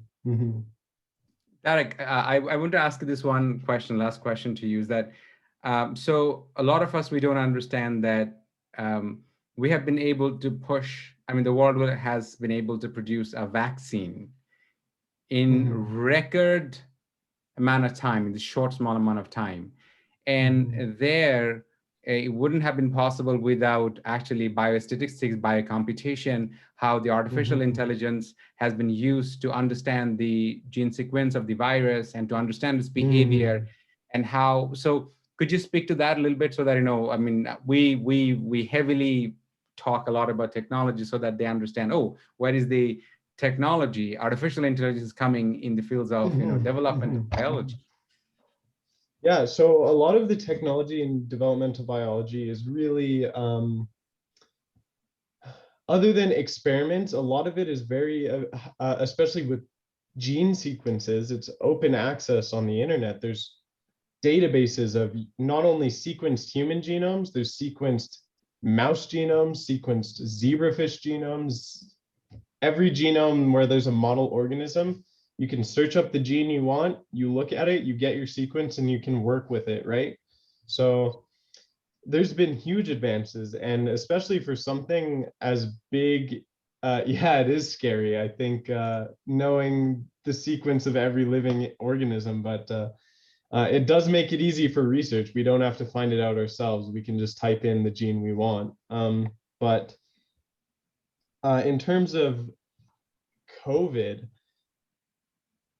yeah, I think it has helped advance, especially getting the vaccines out as fast as they could. I'm sure the sequence of the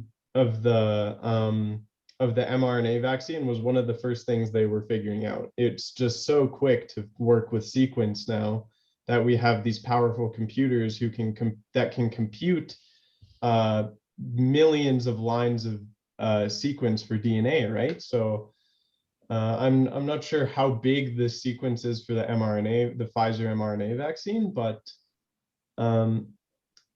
knowing how effective it is, right? Of course, there's so many tests you have to do with the vaccine before you get it out to the public. There's animal testing. So, I mean, the right mRNA, you have to get the right mRNA, and that mRNA corresponds to a viral protein. Which viral protein do you choose?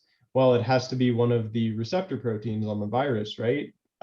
Because that's what interacts with your body, or what things like that, right? So working with sequence has just become so much quicker and easier, and anyone on their laptop could do it in maybe 20 minutes. You could figure out a sequence of a gene and design an experiment using that. It's so much easier with computation now. Yeah, I mean, at Guelph University, it's a huge, big university in agriculture and all kinds of veterinary, and and I know dozens of friends who are also doing their PhDs. You would feel like, so you are working in the field of, I mean, let's say you're experimenting with mouse or particular livestock, but then they're using so much computation. So as a teacher, I tell the students that, look, in the future, you become a biotechnologist, you become an anthropologist, you become a doctor, you become an architect. I mean, just if you did not know English, your knowledge door would be shut. You don't learn computer, you're gonna be in trouble. So, I mean, I tell this to my son, I tell this to students that, you gotta know this. I mean, computer is not essentially only for computer engineers per se. Yeah, well, technology is a tool, and it's a very universal tool, right? It's applicable to almost every field, especially with the way research works. We gather so much data, we gather so much information that there has to be a way to sort it, to find information, to trade information, to work with information in terms of statistical tests and things like that. So it's a tool, and it's very important and useful. Yeah, Rita? I just wanted to ask a question. I know you have a Moroccan background, right? So I was going to say that how you said that it's a universal tool, it is, but some countries have access to it more than the other countries. For example, like when I was growing up, I was privileged and lucky enough to be the only person in the whole neighborhood with a computer. Not like everyone, and that was in the 90s. That wasn't even like 70s or 80s or anything like that. So like I would ask you, like, have you, I don't know, like, is it similar in Morocco, or have you ever visited, or do you know? Yeah, so I didn't grow up in Morocco, but I've been there, and you're right, it is similar, especially in the smaller towns. They're much larger families, so the focus of the family would be less on, I think the bigger the family you have, the general trend to me, I'm not an anthropologist in any shape or form, but from personal experience, my dad has a very large family, and 1 out of 6 of the kids went to university, and it's I think a lot of the focus is more on basic lifestyle needs if the larger the family you have, because there's more you need to do day to day to upkeep 8 people in one house, right? So it was definitely like that. I think I'm not sure about computer availability, but when I was there, there was computer cafes, and this was around like 2010, 2008. There were computer cafes available to like the neighborhood that people would go to, but I'm not familiar enough to comment on maybe how well versed they were with using technology. Yeah, I mean, if you like, I'm gonna be probably I'll get a lot of heat for that. I mean, most schools in Bangladesh, uh, most, when I say most, I mean, I have taught the most privileged students of Bangladesh. I have taught in the most elite private schools of Bangladesh. I used to be an economics teacher. So my students had access to all these technologies. I mean, me being a teacher for a long time, my family has access to all these technologies. But a lot of the students here, like for example, Oyun's dad, I have called him and I have bugged him that please buy him a computer, or Alif's dad, or, the thing is, living in Canada and working 3 years in technology companies, particularly exponential technology companies, doing my dissertation that is also connected to technology, I see how the power of technology, its societal impact, and how inequitable is the access.